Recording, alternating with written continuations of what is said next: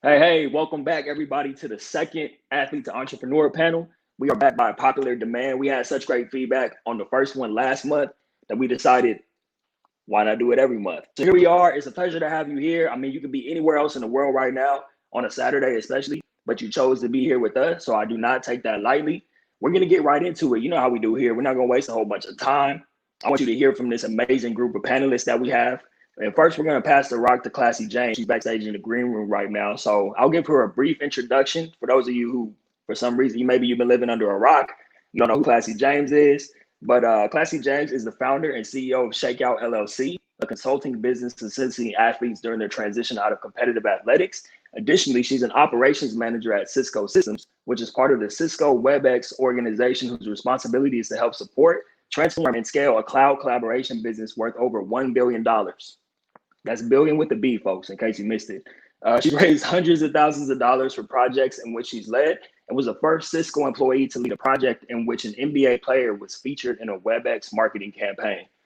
Major history right there, folks. Growing up in the heart of Silicon Valley. Speaking of Silicon Valley, hold up. I got to give Classye a proper introduction to play this. Growing up in the heart of Silicon Valley provided her a unique lens into the technology and entrepreneurial industries at a young age. We've recently gotten an opportunity to see a different side of Classye. She's getting prepared to launch her second business, Sip and Slay, an organic loose leaf tea company, which has allowed her to showcase her passion for health and wellness. Please welcome to the show, Classye James.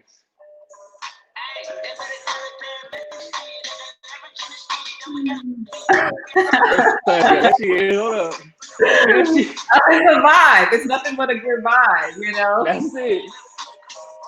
I had to do it. You know, I had to bring you on. I appreciate it. Right, Bay Area, please stand up. Northern California, please stand up. Absolutely. So, Classye, all right. So before we get into it, this whole event is centered around the celebration of what you've been doing after your athletic career. But I think just to give listeners a little bit of context, make no mistake, you were a baller, you were doing numbers at San Jose State, and now you're doing numbers in everyday life, in the business, in the technology world. But let's just start. Let's give listeners a little bit of an introduction to who is Classye James, and we can start it out with your career at San Jose State.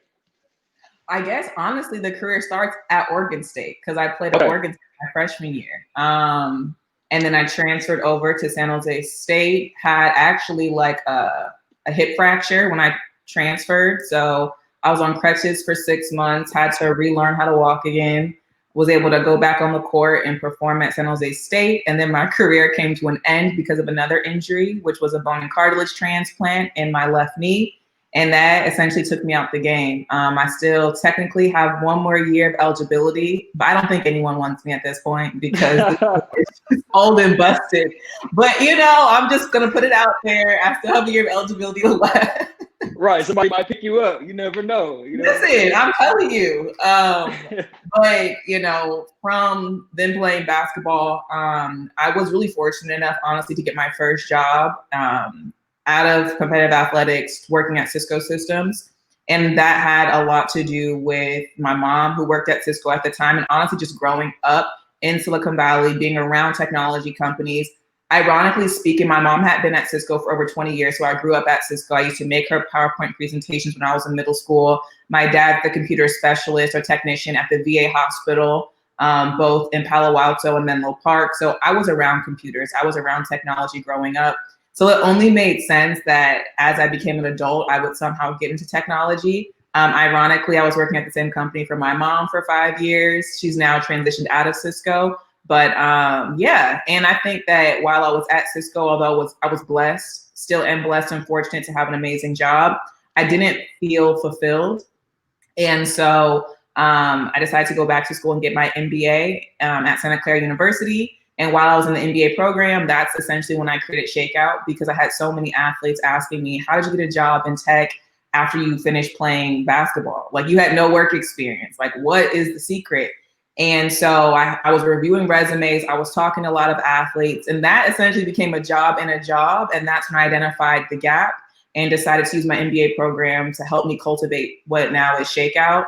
And then, like you said, recently in the midst of the pandemic, I'm an avid tea drinker, but it's really important to take care of yourself, both internally and externally. And so that's kind of was the genesis of Sip and Slay, like my loose leaf tea business, to really help me make sure I'm, absorbing all the herbs on natural and organic level. And then they taste fire, and it's cold, it's COVID. So that's kind of how Sip and Slay started. And that's kind of where I'm at today.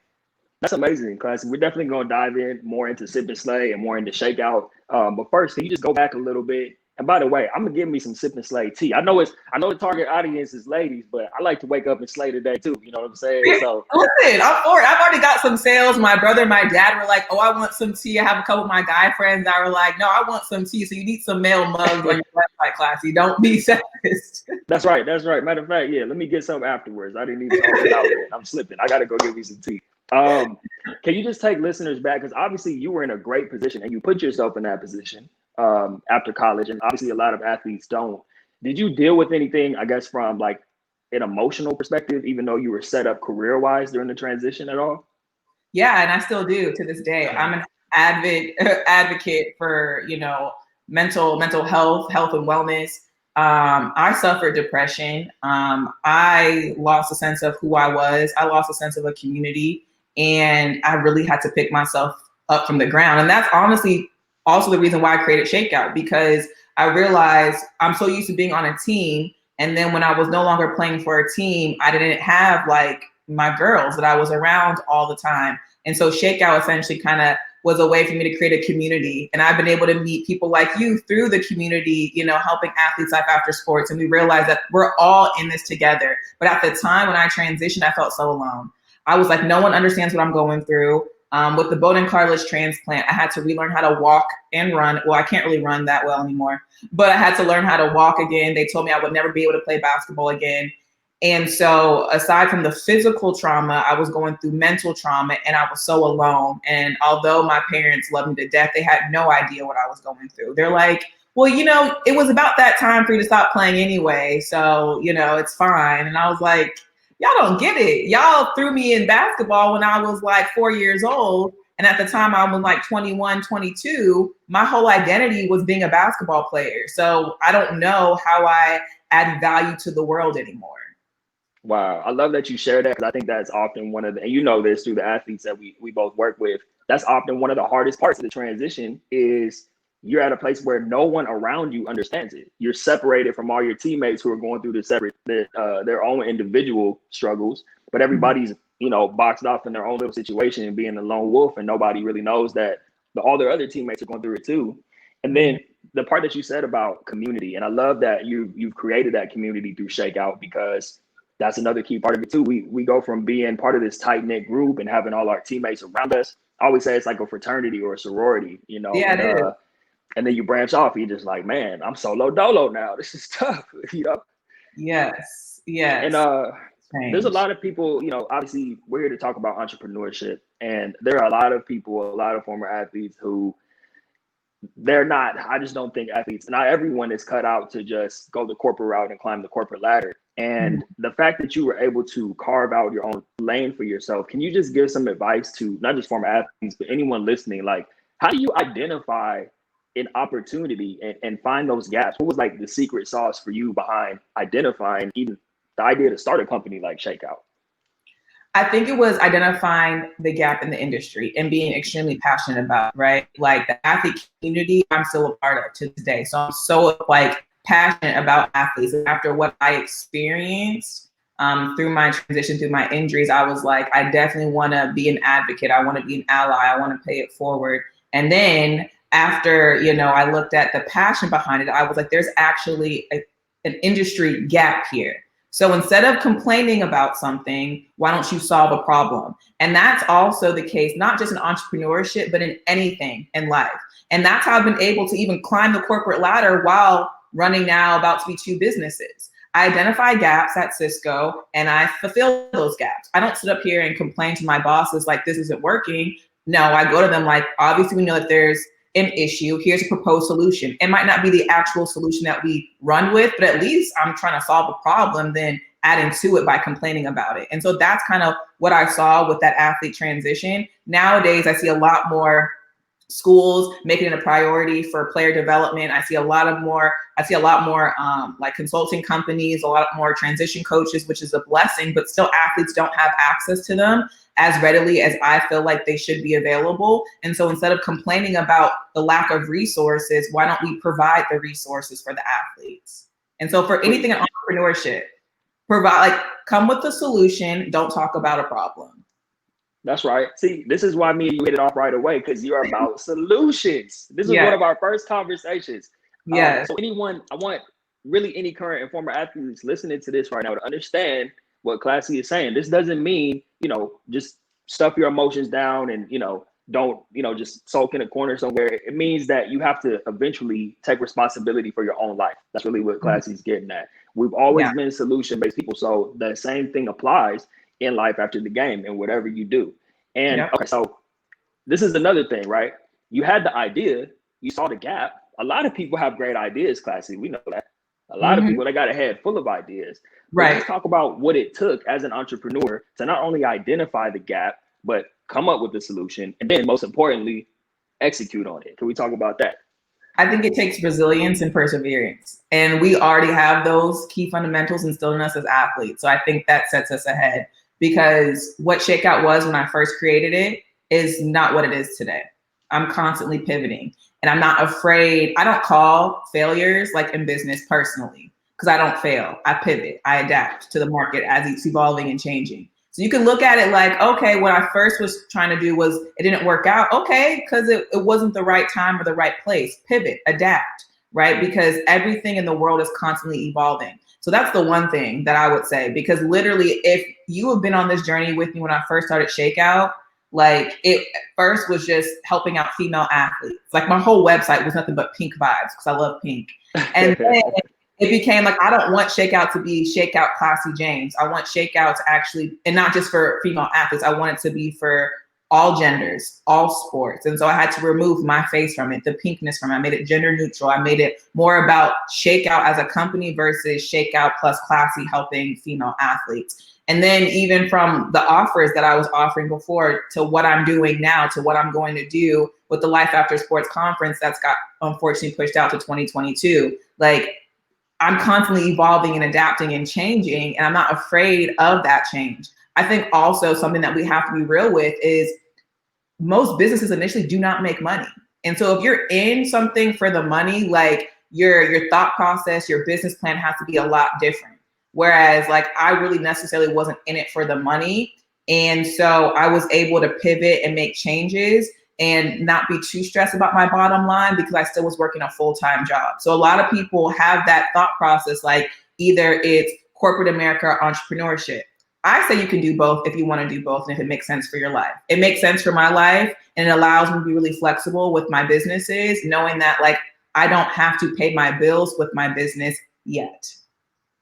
Right. I think that's smart. I think the fact that you were really strategic about it is what's key. Because there are a lot of people who kind of go, and granted, I wouldn't be where I'm at today if I didn't take the leap, meaning just like quit my job. I don't recommend that to anybody though, because I had to earn my stripes and take my bumps and bruises.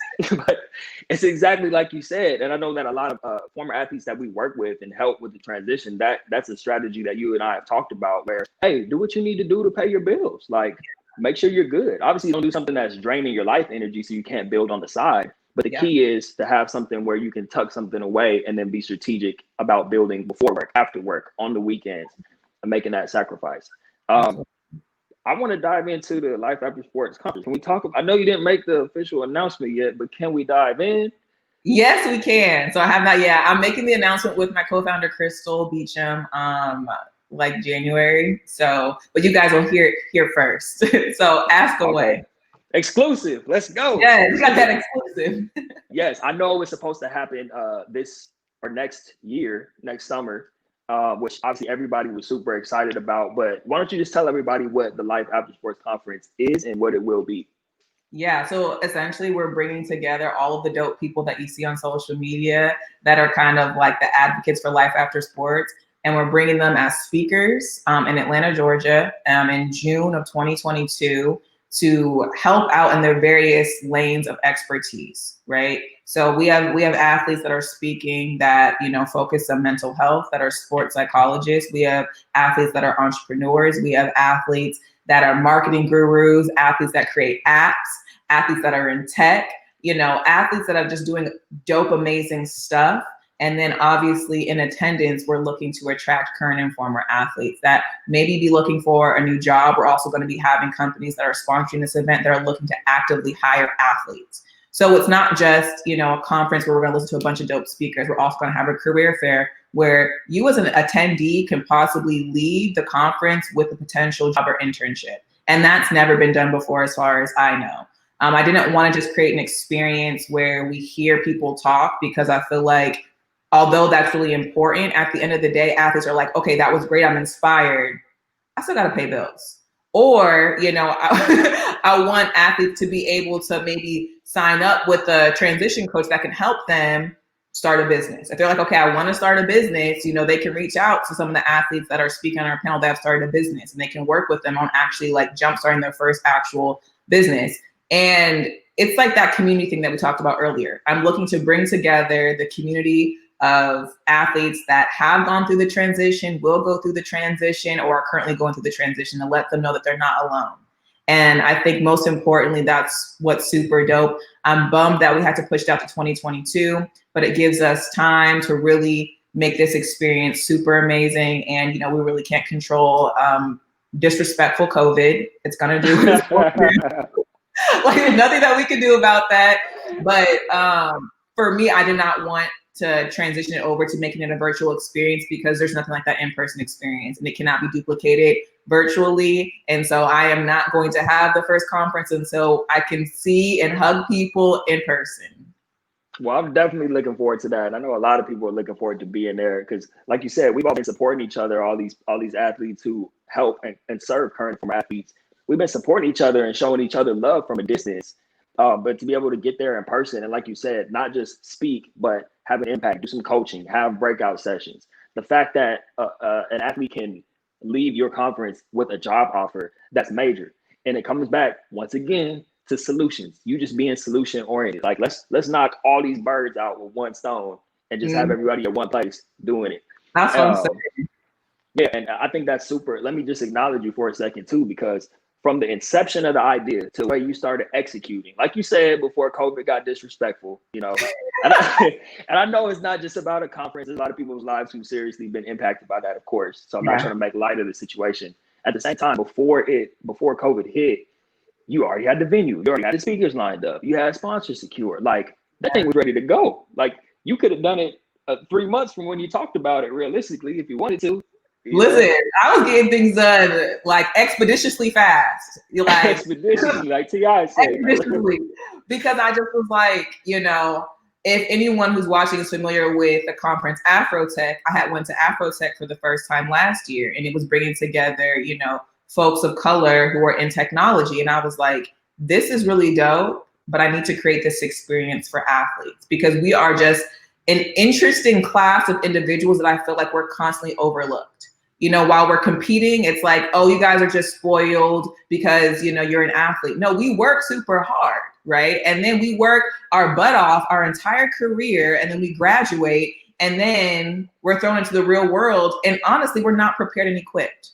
So again, I was like, okay, what can I do where I can impact more athletes than just having like a workshop? Going to a university and having a workshop is fine, but this conference is an experience for people all across the actual world. I've had people reach out to me globally that are like, yeah, I really want to come to your conference. And I'm like, that is lit. Like, I didn't even expect to impact people globally, but to bring everybody together once a year, and you make friends, you build a community, you know, you have access to resources that you did not know were available to athletes, and you can possibly leave with a job, like, that's just golden, I feel like. Oh, you don't have to tell me. You know what I'm saying? I believe, 100%. And I'm curious to know, because like you said, you attended Afrotech. I know you were before COVID, you were attending a bunch of different conferences. Can you talk about that? Because did you go into it with the mindset that I'm attending these to learn and take notes and figure out how I can do my own thing, how I want to put together my own conference? Or was it more like you were attending the events and that's where the idea was birthed? Yeah, I think the first one was I attended Grace Hopper, which is the biggest conference, I think it might be in the US or in the world for women in technology. So I was the MC at the Cisco booth, you know, hyping everybody up. And then I was like, this is lit. Like, it was huge, like huge, huge, huge in Orlando, Florida at like a convention center. And I think that's when I first was like, this was really cool, but this is just for women. And then I was like, okay, I kind of started thinking about the Life After Sports conference. And when I went to Afrotech, I'm like, okay, now I need an experience like this for athletes. Because I've been to too many conferences, one for, you know, females and one for people of color, where I was like, okay, like I need an experience like this for my athletes out there, because our resumes don't look as lovely as those who have had internships while they're in college. So I would also want hiring managers and recruiters there that know that.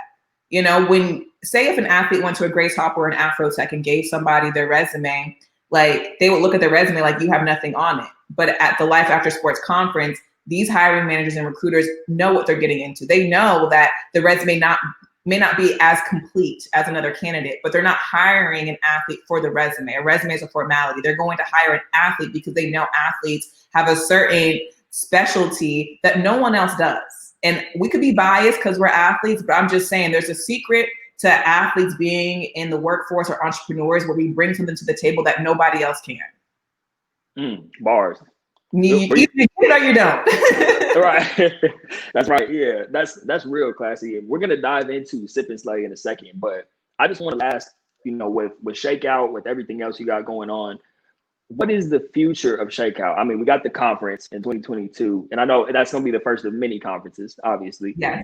But just talk to the audience a little bit about what they can expect going forward with Classy James and Shakeout.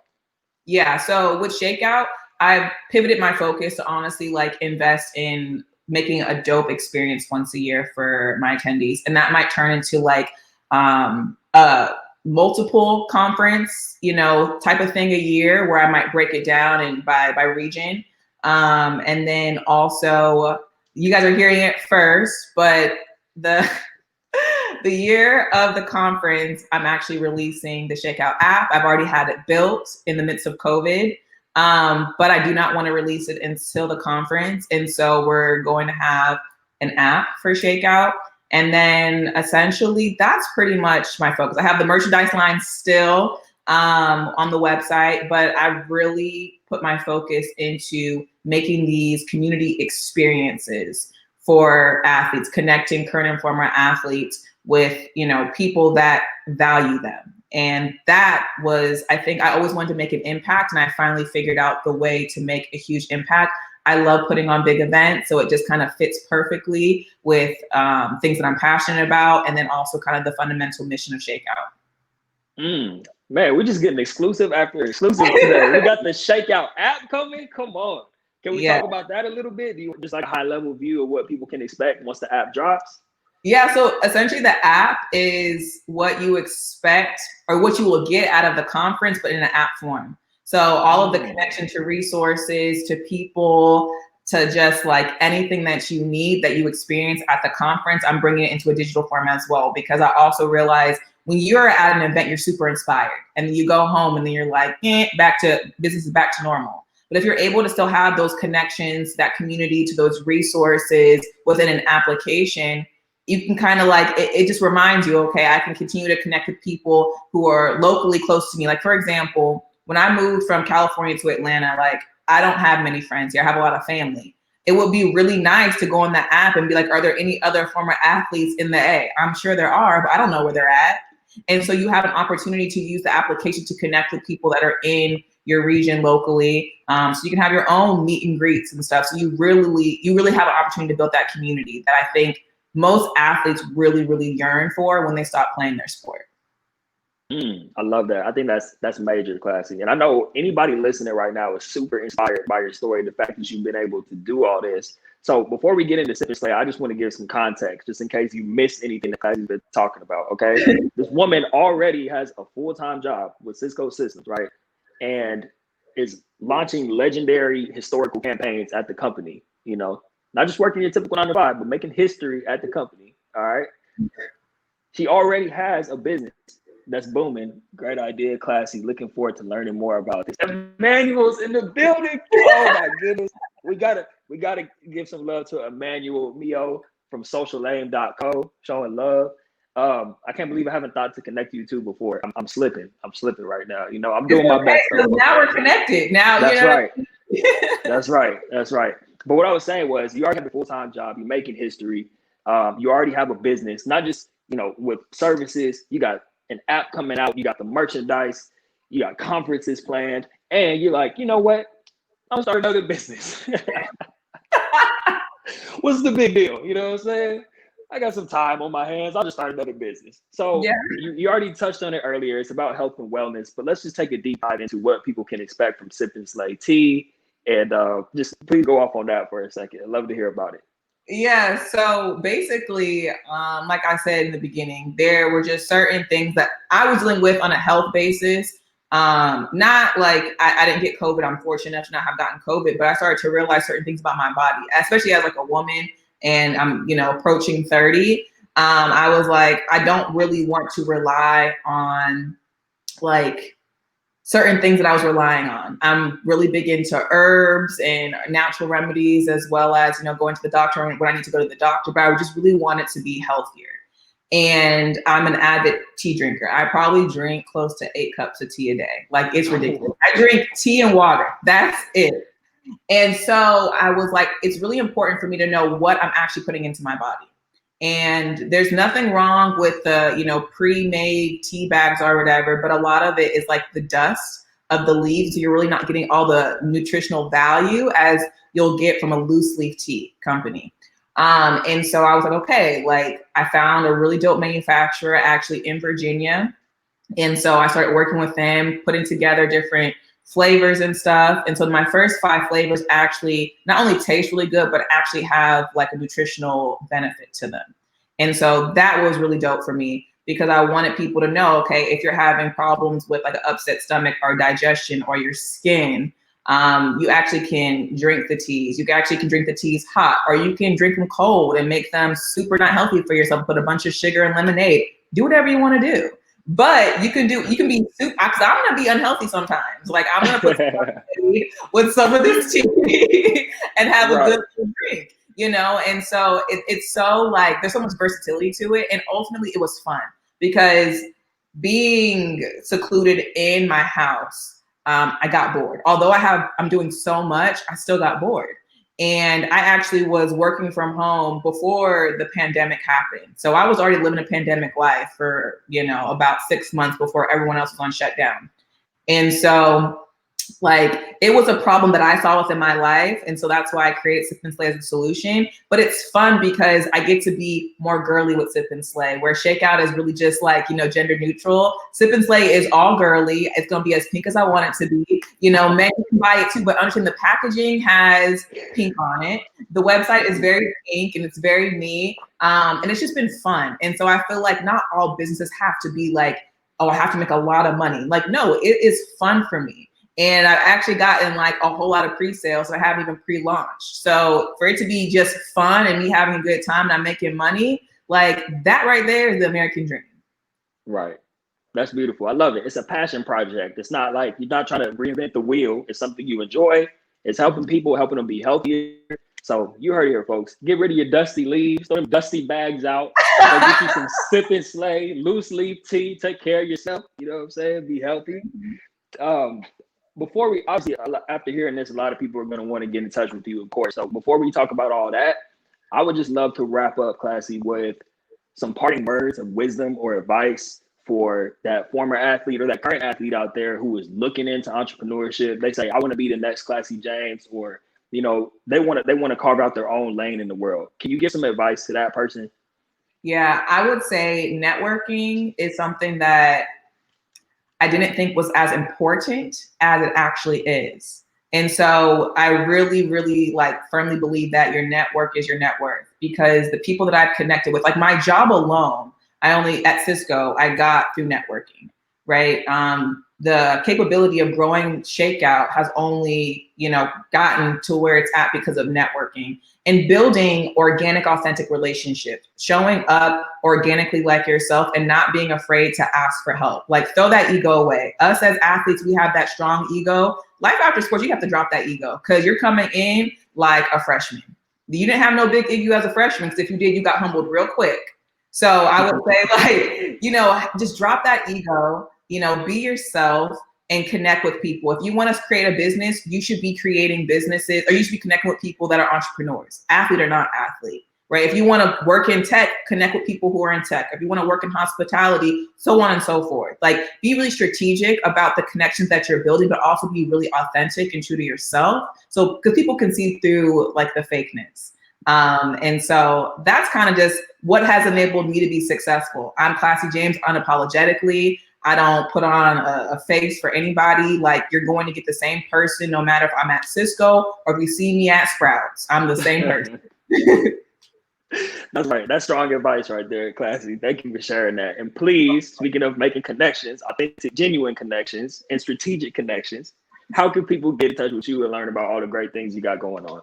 Yeah, so you can follow me on Instagram at Classye J. So it's just my first name and then like J. You can find me on LinkedIn at just Classye James. I think I'm the only Classye James in the world. So if you just put in Google Classye James, I'm sure like Shakeout LLC, the website will pop up. ClassyJames.com will pop up. Sip and Play will pop up. But the best way to get a hold of me directly is my Instagram at Classye J, or you can email me at classy@shakeoutllc.com. Awesome. Well, Classye, thank you for coming on and sharing on the Athlete Entrepreneur panel. Just some quick acknowledgements, not quick acknowledgements, but I just want to acknowledge you for who you've been in my life. We connected maybe a couple years ago at this point, and it's just been really great running on this journey with you and watching you grow and flourish. And as I always say, your grind inspires my grind. So thank you for everything you do to the athlete, the current and former athlete community, not just directly, but indirectly. And obviously, we will be in touch for many more projects in the near future. I'm looking forward to that app. I'm gonna give me some tea. I'm looking forward to giving you a big hug at the conference when we finally meet in person. So that's it. Thank you for coming on. Thank you so much for having me. All right. You have a good one, Classye. Take care. You too. Bye-bye. Oh, man. See, I love what I do, folks. This is beautiful. I get to have conversations with such great people. And speaking of great people, next up, we have Rachel Maeng Brown, the personal brand architect. She's a former student athlete at Rutgers University, where she was a Division I coxswain in the Big Ten. Side note, for those of you who don't know, because I had to be educated about this, maybe I'm just not cultured enough. A coxswain is the person who's in charge of guiding and directing the boat. So basically, Rachel was the quarterback of the boat. That's the best analogy I could think of. So you feel me? You'll see why that's relevant in just a few minutes too, why she's the quarterback of the boat and the quarterback of her life now. While in her undergrad at Rutgers, Rachel had a number of internships both within and outside of the sports industry. These internships and connections contributed to her new success as a full-time entrepreneur beginning in 2020. She spent time in professional and collegiate sports, media and entertainment, recruiting, financial services, data, marketing, technology, sponsorships, sales, nonprofit, and fashion. Today, she's a personal brand consultant, the director of strategic sports partnerships at Oxygen, right? The director of partnership and branding and marketing at Dome Audio Inc., the vocational and supported education specialist at TGCW nonprofit. She's also a CMO with Young's Sportswear, as well as a model and actor with prestigious image powerhouse. Damn, anything else? My goodness, look at that resume, folks. Please welcome to Athlete to Entrepreneur, Ms. Rachel Maeng Brown.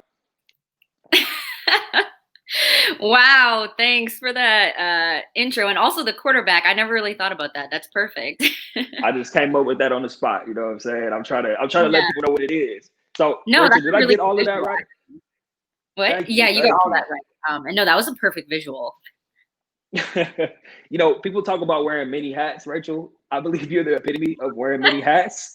So I'm sure, either myself or the audience is going to have a ton of questions for you about how you've been able to put yourself in this position. But I'm just going to let you have the floor. Can you please just walk us through from A to Z how you've been able to accomplish all of this in such a short period of time? Yeah, actually, so I am a graduate of the 2018 class of Rutgers. So I've only been out of school for a couple years. But yet, like I said, I was a coxswain at Rutgers. I'm from Syracuse, New York. So if you want to talk about snow, a foot of snow is nothing to me. But I came from there. I went to Rutgers, and then, like you said, I was a coxswain, and I was also involved in a number of organizations on campus, anything from our student government to working with special needs athletes to working with Rutgers athletics in general. So it was really a lot of that experience that I had as an undergraduate and as a student athlete, both kind of being a quarterback on the team, and also being able to represent athletes to all these organizations, that really gave me that like platform to speak my mind, to gain experience. And that kind of pushed me into my internships too. All of those really, I was so lucky to get as a student athlete, and being able to just have internships as an undergrad. And really, it was really like all of those things, both organizations, being a student athlete, and internships, that gave me the platform to be able to not only get a job after college, but then eventually choose to be an entrepreneur. Wow, that's amazing. And then as you were getting all this experience, did you have a clear path mapped out for yourself? Or was it just kind of like, I'm gonna do as much stuff as possible so I'm in a good position no matter what? Yeah, it was kind of like Classye said too, same mindset, that you have to be really strategic. And that doesn't mean that you always know exactly what your future is going to be, but you have to be strategic in knowing that whatever you decide to do or where you put your energy is ultimately going to get you to whatever goal you have. So when I was a student athlete, obviously, you know, we practice 6 days a week, 1 to 2 times a day, really with rowing. We're really time intensive.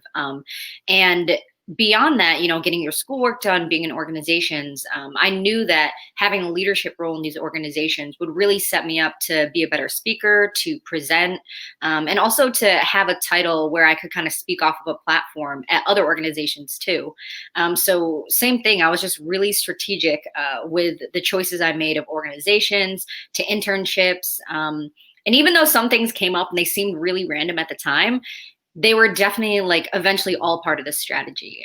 Even like most recently, I was with the New York Mets, the baseball team, and I had given up another position and moved to New York City for that job. And not only was one reason because I loved the director I work with, Kyle Ingram. He's amazing. He knows people so well.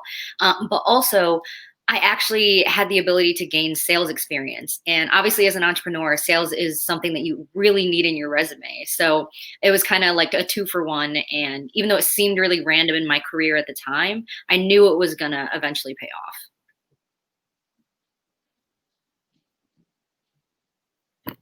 Oh, did I cut out? I think so. The last thing I heard you say was a 2-for-1, but that's okay, because I had a question for you that I wanted to ask anyway. Oh, yeah. I was going to ask, so it sounds like you already had plans, at least maybe it was in the back of your mind, of becoming an entrepreneur after graduation. Or because you only graduated 2 years ago, right? I know. That's the part that blows my mind. And you and I connected at some point last year. I think you were kind of like maybe and I was less than a year. Too. Right, you were. I remember that. And we had that conversation, and we connected on a few different things. We obviously had similar mindsets. Yeah. And you told me about some of the things you had planned. And then we get off the phone, and I watch, like, over the next year, even less than a year, you just take off. And I'm not just talking about on social media and all that too. That's great. But what I'm talking about is, as far as all the different hats you wear, all the different things that you're doing, all the different titles you hold. I'm curious, just selfishly from my perspective, like, can you just walk us through? Okay, so you graduate, you walk across the stage, and then like, what was the order of operations? I named off like 5 different things that you're doing. How did, like, from A to Z, what was the first one, and then how did you maneuver to the next one? Like, just please share that journey. Yeah, some of it is random, some of it was strategy, and some of it was just dumb luck, honestly. Like, that's so what it is. But yeah, like, I knew as an undergrad, actually the crazy thing is, for like anyone that's a student that's on here, I started out pre-med biomedical engineering. I came from a like 4-year college program in my high school, and that's what I was going to do. I did a little under 2 years of that at Rutgers, and then like conflicts with my practice, which you guys all know. And then just like time and kind of like figuring out who I was, I realized I needed to go into business and economics. And that was just going to give me the business background that I need to do what I wanted to do. And it was kind of at that point I decided I wanted to eventually be an entrepreneur, but I also knew I really wanted to help people. And I was trying to kind of figure out my way of how I was going to do that. And so by starting off, it was the organizations on campus, being a representative of student athletes to the rest of the university. That was like my first step. And then every summer since my freshman year, I did an internship, and I kind of like balanced that with practice, with also taking summer classes. And all of that was strategic too. Like I knew if I wanted to build a business, I really needed to have a hand or experience in every aspect of business, whether it was recruiting and staffing or logistics, supply chain management, data analytics, like all of it really, to understand what it took to build my own business. And then after graduation, I worked full-time as a recruiter so I could understand career management, understand like staffing, things like that. And then I jumped into recruiting back at football at Rutgers. Because it's my alma mater and I have so much love for my school. They're really the ones that like put me on. They're really the ones that like gave me my platform. And then from there, I went to the Mets and I knew I needed sales. And then after about 9 months there, I really felt like not only was my contract up, so it was time to go, but I had this feeling that I was calm in making my decision that I wanted to be an entrepreneur. Like I knew I had enough, at least on paper, and enough in my head of experience of things that I had done to help me be an entrepreneur and help me like build a platform to help people. So I think it was like end of November, beginning of January. I was full-time entrepreneur, just like building out my own website, like working on it 24/7. And then I just kind of like jumped and I got one position and I worked at that really hard. And then I networked, I got another position. I worked at that really hard. And it's kind of been like rolling from there. Oh, it sure has been rolling. That's an understatement. It's been rolling, all right.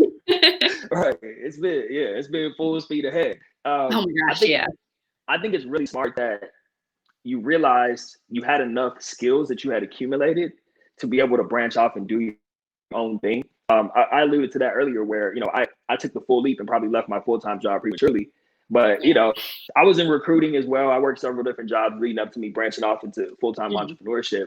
But I think that that's a great way to look at it. I was talking to someone, I don't know if you're familiar with Jacoby Gilliam, but one of the conversations I had with him, and he was saying that he treated every single job like an internship for his business.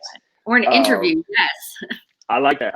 And it sounds like you did a great job of doing that. One of the first businesses that you started, and I believe this is when we connected back in I think it was last year at some point where you told me about this. 2019 only. Yeah, that's right. Okay. The Legacy brand, right? Yeah. And that was, can you just talk about what that is and why you chose to go that direction? Yeah. So really what that is for me now, it's obviously changed so much as I've grown it out. It's almost like the platform that I base all of my branding off of. So I call myself the personal brand architect. What I do is help individuals, businesses, and athletes really use their story to build their brand, because you yourself are a business and you should treat it like that. Just like I was really strategic with treating every job like an interview, and also making sure I had all the experiences, the identity, the loyalty, everything like behind me. We should be doing that too. And that's really, how I built my platform, was off of that. And then from there, I kind of, like worked hard, kept my network, and I'm really, really intentional with relationship management and relationship networking. And that's kind of how I took that step into the other businesses, where the Legacy brand now is still that platform that I work off of. But now I have all these titles that I've been really lucky to acquire. And that gives me more like credibility, more expertise. And it makes me a stronger, like per se, expert in the field, where when I do panels or when I speak to people, I have a little bit more of a platform to speak off of. So really the Legacy brand, it's still what I do. I still do work with the individuals on it, but it really served me as like the platform to get me started. Right. That makes a lot of sense. I think that one of the reasons that I wanted to have you on the panel is because when I look at your journey, or even just when you're talking right now, one thing that comes across is fearlessness, and and the reason I bring that up is because I've worked with a lot of former athletes through their transition, and a lot of them, maybe because they're working with me, I think I just attract this type of person. They have entrepreneurial ideas, and sometimes I have to coach them through being scared, and I point them to people like you. I point them to people like Classye. Like, look at what these people have been able to accomplish just by not being scared and just going for something. Can you speak to that a little bit? Like, can you give advice to that former athlete right now who may have ideas about what they want to do, but they're hesitant? Maybe they have some self-doubt or imposter syndrome going on. Just what would you say to that person, if you can even relate? Because you probably came out Yeah. the womb fearless, you know what I mean? But Yeah. Oh my gosh, I don't even know how I could follow up after Classye. She was like business idea after business idea, so fearless. But yeah, I don't know. For myself, it was kind of, I've never really thought of things as something I couldn't do. And I think I've been really lucky that this idea of glass ceilings, even like in the space of diversity, being like an Asian American woman of color, like I've never really thought of the things that I am or like what I could or couldn't do as a barrier. And in an athlete sense, like there's always things, obviously, you know, I can't just go be like XYZ, but I can kind of like work towards that and I can do things around it. But, you know, as an athlete, we kind of already are fearless. So for it to not translate into business, there's kind of a disconnect there. Because if you think about it, like as an athlete, like you're going to go for that max rep. You're going to do everything you can to be the best you can. And for the people who made professional leagues and were lucky enough to, they've done everything. They've been fearless. They've put their life on hold to like be a professional athlete. So why shouldn't that translate over to business? Like if you have an idea, run with it. Just like if you want to put in the extra time at your sport, like you want to be out like running extra, like on the field, you want to be like in the pool, you want to be on the water, erging, whatever.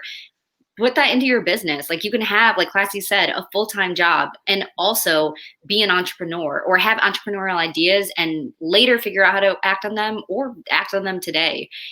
I think there's a disconnect between being an athlete and being fearless and like putting yourself out there and then switching it to the business side. And I think if more people just look at it like there's no reason you couldn't be a great athlete in college and there's no reason you can't be a great professional after college. I think that they really relate. And as soon as people start seeing that anything's possible, if you do it, then I think it opens up a lot of doors. Bars. See? Anybody who's having doubt, they need to reach out to you so they get that pep talk. You know what I mean? You got me ready to run through a brick wall right now. So that's it.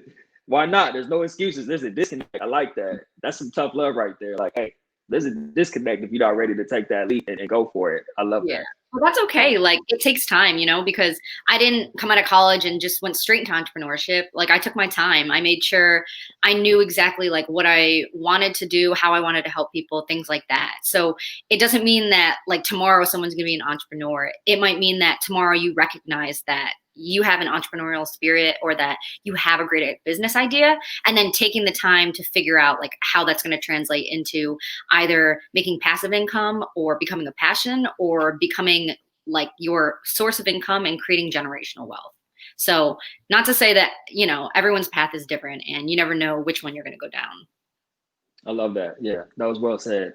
And then another thing that I've been thinking about when it comes to you, I'm like, I see you doing so many different things and they're all aligned, but it's almost like you're putting your foot into different arenas is what I mean. It's all connected. It all comes from the same source of helping people in some way. And that makes me curious as to, you already have so much going on. It's not going to slow down from here. You know, what is the future? What is it that you're building towards long term? I know, like I try to focus so much. I like in 2020 with everything changing, like we can't focus like too far ahead. For me, 2020, 2021 is really going to be about focusing just on the today. Like, how can I help the people that are in my inbox right now? How can I help the people that I'm speaking on the panel to? And how can I grow and build the companies that I'm working with right now? I think long term, no matter what company I'm in, no matter what I'm doing, it's really all about for me just helping people. And I think of recent, especially with like my ability to like have influence on social media for my space in acting. And then I was just able to sign to prestigious as an actor and a model too. Like that's such a new space. And there's so many people that are underrepresented. Like we're dealing with social injustice now. So really my thought process is as much as all of those kind of connect and like I have strategy behind them, it's really just all about helping people. And so with all the things that I'm doing going forward, I'm not 100% sure of where exactly I'll be in the future, but I know it'll always relate back to like helping people and being a representative of like the athletic community, of a former athlete, of Rutgers, of like Asian American women of color, of women in business in general in sports. Like it's always going to be about being a good representation and being able to help and empower. Wow, I love that. Yeah, that's an awesome message that you have. No matter what you're doing, it all comes back to helping people and empowering others. I think that's major. And I forgot to mention this at the beginning. For anybody who's listening, please don't be shy. Feel free to drop a question. If you have a question for Rachel, this is the opportunity. You know what I mean? Drop something in there, ask her a question. She's a busy woman. You got access right now. So go ahead and put the question in there. Selfishly, I'm going to ask you a question right now that I'm Yeah, curious about. So, like I mentioned earlier, one of the things you've been excellent at is just executing on social media. Not just one platform, but every platform. So, nowadays, obviously, your social media is a key ingredient in anything you're doing. Even if you're not an entrepreneur, you got to have your social media going no matter what you're doing. And everyone's looking to, crack the code. How do I get all these followers? How do I, become an influencer? How do I get partnerships? I watched you just explode, like I said, in a year's time. So what was the methodology behind that? Is there anything you can share that had you have that rapid growth? Yeah. I think I've been really, really lucky. Like I said, like I'm very big on networking, very big on relationship management. So I'm so lucky that I have so many colleagues and friends and also mentors that maybe know the space a little bit better than I do, and like other areas too that they've really helped me. And then on top of that, I did some research for myself, and then I was lucky enough to partner up with people who kind of helped me along the way. There's not necessarily one like secret sauce to it, and you can buy a like unimaginable amount of content creation, of like guides and things like that from people who specialize in that type of thing. But what it all comes down to is like your brand. Who you are is like you have your own story behind you, and your brand is you, and you're a business. So when it comes to pitching ideas to sponsors, or it comes to connecting with your audience, it's all about who you are. And if you're not authentic and you don't like share the message as who you are, no matter what you want your brand to be on social media or even like to the world, that's one of the most important parts. And then consistency as well. Just always making sure whatever you're putting out there, it's always representing your brand and always representing like who you are and what you want your message to be. And then also a little bit of like consistency as far as actually like putting out posts on time and like things like that. But it's really just, there's no secret sauce. In my opinion, there's a lot of ways you can do it. And I can't say that I had like a 100% strict methodology to how I did it. It just, I tried to be authentic. I tried to be consistent, and I just got really lucky that I kind of like struck up the right conversation. I signed the right contract, and that I am where I am today. Wow, that's strong advice. There's a couple of different gems you dropped that I wanted to hit on for a second. The fact about that you touched on being yourself and being consistent, as you were saying that, I'm thinking to myself, like, I'm looking for some, like you said, secret sauce. But as I've watched you, that's what you've been doing. You've just been being yourself, and you're on there multiple times a day across all platforms. So I think that really is the key. And I think that's important for people to hear, because so many people get caught up in, I have to do this, and that, or I have to portray myself a certain way, or I have to have all the right, fonts and everything has to look beautiful, rather than just going on there and being yourself consistently. Yeah. And there are influencers, educators, coaches, everything that go on there and they're very purposeful with what they put out, because that has to do with their brand too, is like the aesthetic of it and how it looks. And that's great. And, there are other people who have so many followers, like TikTok, especially, where they're very authentic. Like they're just putting things out. And it's authentic to your brand no matter what you do. Because I have a puppy. She's completely crazy. I don't know if you saw it, but on my Instagram the other day, I was filming a virtual casting, and my dog, like as I'm trying to speak out, like, hi, my hometown is blah blah blah, I'm trying out for whatever role, my dog starts crying and knocks over the camera. So like that's part of my life too, and that's not classy, but that's part of my life. And it was just like an authentic, funny thing I put out there too. I did see that. I thought that was really funny. And I thought that the fact that you're showing that, like, you're not perfect, it helps other people realize, oh, I don't have to be perfect either if Rachel's not on here trying to act like she has it all together, Yeah. As much as I think you keep saying like, oh my gosh, growth in such a short amount of time. Like I've been working really hard, and it may not always look like it, but like there's so many things that go on behind the scenes, like that aren't perfect, that aren't like what people like aspire to. It's so much else going on. So if you can just be authentic about that, then that's really important to growth. Awesome. Awesome. Speaking of growth, Emmanuel has a question. He wants to know, how do you evaluate the brands that you want to work with? That's a great question, Emmanuel. Yeah. I think it has a lot to do with authenticity too. Like, I know for myself, I've been offered to work with brands that are like certain supplements or like phone cases and things like that. And that's not really me, you know, like exactly. Yeah. Right. There's so many products out there today, but it's not really me. Like I've been lucky I worked with Revive Superfoods, which is like an all natural vegan frozen smoothie pack. You get a subscription. They're great. That's me because I'm really plant-based and I need a smoothie. I can add my protein like right after I lift as a former student athlete. So it was authentic and it was consistent with my brand. So when I'm looking at either brands to work with, individuals to work with, someone to even like put my name and my brand behind, I'm always going to make sure that, like I said, they're authentic and consistent to my message and to who I am.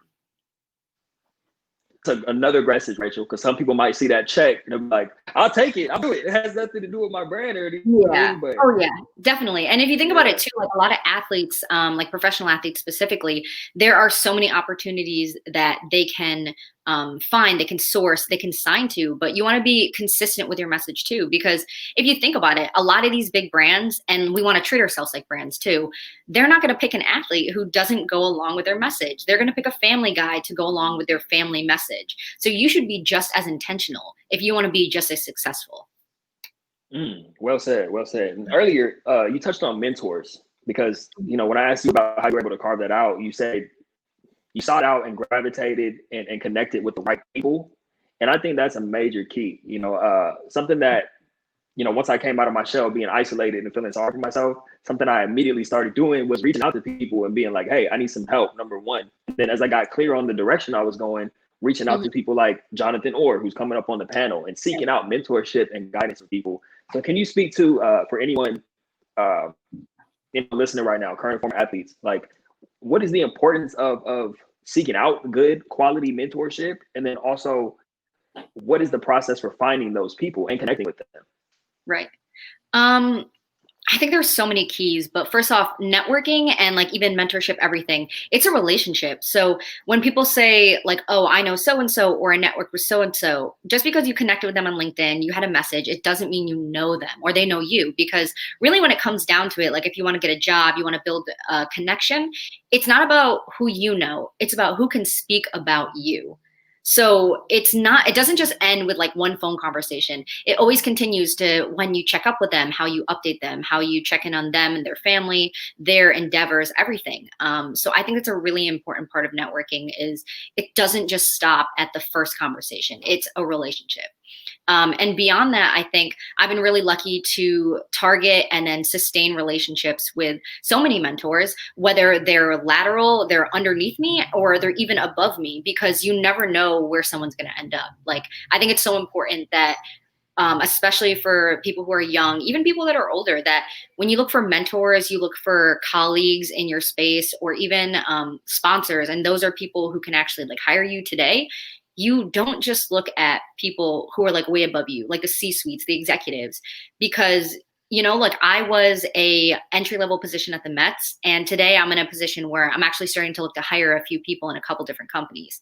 And that was a year ago. So you never know where you're going to end up or where the person sitting next to you or the intern underneath you is going to end up. So I think when it comes to building that network of colleagues, of mentors and sponsors, you just have to look everywhere. Like you can be very intentional, but you have to be accepting of anyone that's willing to build that relationship with you. I love that. And I love that you didn't just touch on the fact of, or mentor, you talked about colleagues and peers and people that you can run, people that you could even bring up, you know, who may be kind of want to be in your shoes. I think that's key. Like the proof is in the pudding. Here we are because you saw what I was doing last year. You reached out and then we have this connection and I'm watching you take off and I'm like, oh, now I'm hosting these panels. We got to have people on the panel. But that doesn't happen without you and that connection. And not just, you know, copy and pasting a message on LinkedIn, but actually looking to connect and establish a relationship. So amazing stuff. I know everybody wants to get in touch with you. If they're not following you already, they're going to be following you now. So please tell everyone how they can reach out and follow your journey and all the great stuff you got going on. Yeah, you can follow me at Rachel Maeng, Maeng. It's on my tagline here on Instagram. And then there's a link tree on there with all my contact information, every platform I'm on, my website. My email address is also there. And my LinkedIn also has my email addresses, the websites I'm on, things like that. So really, if I know Classye said it before too, like we're all so willing to help you as well. But if you have any question, even if you think it's stupid, I will answer it because, I'm very young to the entrepreneurship space, to the business world. I graduated in 2018. So I know exactly what everyone's gone through within a couple years. So I'm more than willing to help, put you in touch with someone if I can, or even eventually hire you. Oh, there you go. I think that's really generous of you. That's huge, especially offering, hey, you never know. If you play your cards right, you might be able to work alongside Rachel. So Yeah, you never know. Exactly. Networking. You never know. With that being said, Rachel, thank you so much for coming on. It's a pleasure to have you. I'm super, for what it's worth, I'm super proud of you and everything you've accomplished. You're an inspiration to me. You're helping. There's a dog. See, I know. Of course, she's going off. Hey, she stayed quiet the whole time, so it's not bad if she jumps on at the end. But anyway, Rachel, really great to have you. Thank you again. Everybody, please go get in touch with Rachel, follow what she's doing, and we will be in touch for many more projects, I'm sure, Rachel. Yeah, thank you so much for having me. All right, have a good one. Take care. You too. Man, y'all better get in touch with Rachel, folks. She's giving out jobs, giving out information. Better make it happen. All right, next up, this is a really awesome moment for me because this is someone that I look up to greatly. I'm sure we'll get into the story a little bit. Let me introduce him first, and then we'll bring him on. So Jonathan Orr is a former NFL player and the founder of Athlete Transition Services. After a successful college career at the University of Wisconsin and 2 seasons in the NFL playing for the Tennessee Titans and the Oakland Raiders, Jonathan began his transition to life after athletics. He then established ATS, Athlete Transition Services, to help have a successful and healthy transition into the next phase of their lives. Please welcome to Athlete to Entrepreneur, Mr. Jonathan Orr. Hey, Taj. How's it going, What's going on, big bro? Oh, man. I'm so excited to be on with you here this afternoon where I am. It's still morning where you are, right? Is that correct? It is, yeah. It's 11 o'clock out here in San Diego. Yes, sir. Pleasure to be on yes, with sir. you. It's a pleasure to be here. We're going to dive into it. Before we get into it, I have to just acknowledge, I'm going to start up front with the acknowledgements. I'm going to get mushy right out the gate. So here we go. Jonathan has been a major influence, inspiration, mentor, someone that I've had conversations with this man just when I needed to get stuff off my chest. So, and this just goes to show you for all the current former athletes listening, by making that connection, like Rachel and I were just talking about, by reaching out to people who are doing what you already want to do or people who inspire you, you never know where this relationship is going to lead. Almost over 2 years ago, almost 3 years ago, I reached out to Jonathan on LinkedIn, like, hey, I love what you're doing. I'm looking to do something similar. And since then, just the guidance and wisdom I've gotten has been out of this world. I even last month or a couple of months ago, whenever it was, Jonathan even invited me to speak.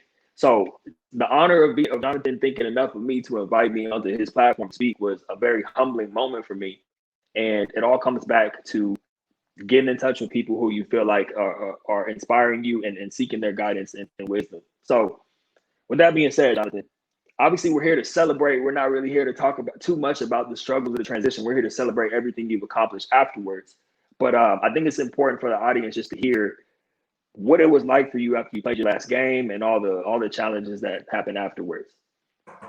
Yeah, man. And before I even get into that, Taj, I want you to know I think the world of you, man. I remember when we first connected a few years ago, and you were telling me your vision and the passion that you had to work in this area and to see your grind and where it has led to. It encourages me. It inspires me, man. So know that the feeling is mutual. And that I have much respect for you as well, man. So hats off to you. Thank you, please don't make me emotional. I know, you know what I'm saying? No, but to answer your question, first of all, I was planning on a much longer career in the NFL. It ended up being 2 years. I was planning on 20. And so I was that's once it ended, that sparked for me a very just hard time, man. I often say it was the hardest 2 years of my life once it was over, just trying to figure out who I was without football, trying to figure out what else God put me on this earth to do, right? And now, at that time, I wasn't aware of any research that had been done, but now it's being more and more research being done. So we know that a lot of time when sports are over for elite athletes, elite being college professional athletes, that their struggles are oftentimes tied to identity issues and then career fulfillment, right? Like those are the two major issues that athletes struggle with, and I was no different. And so I struggled for a couple of years, thank God, through an awesome support system. My wife was amazing, had a great pastor at the time, even sought a mental health professional that was instrumental during that time. And so so just a great support system and figuring out and really relying on the Lord to show me what else he put me on this earth to do. And so I was able to figure that out, man, and started moving forward. But then I started noticing, Taj, that a lot of my former teammates and just athletes I knew in general were having similar struggles. And so that's what eventually led to me starting Athlete Transition Services.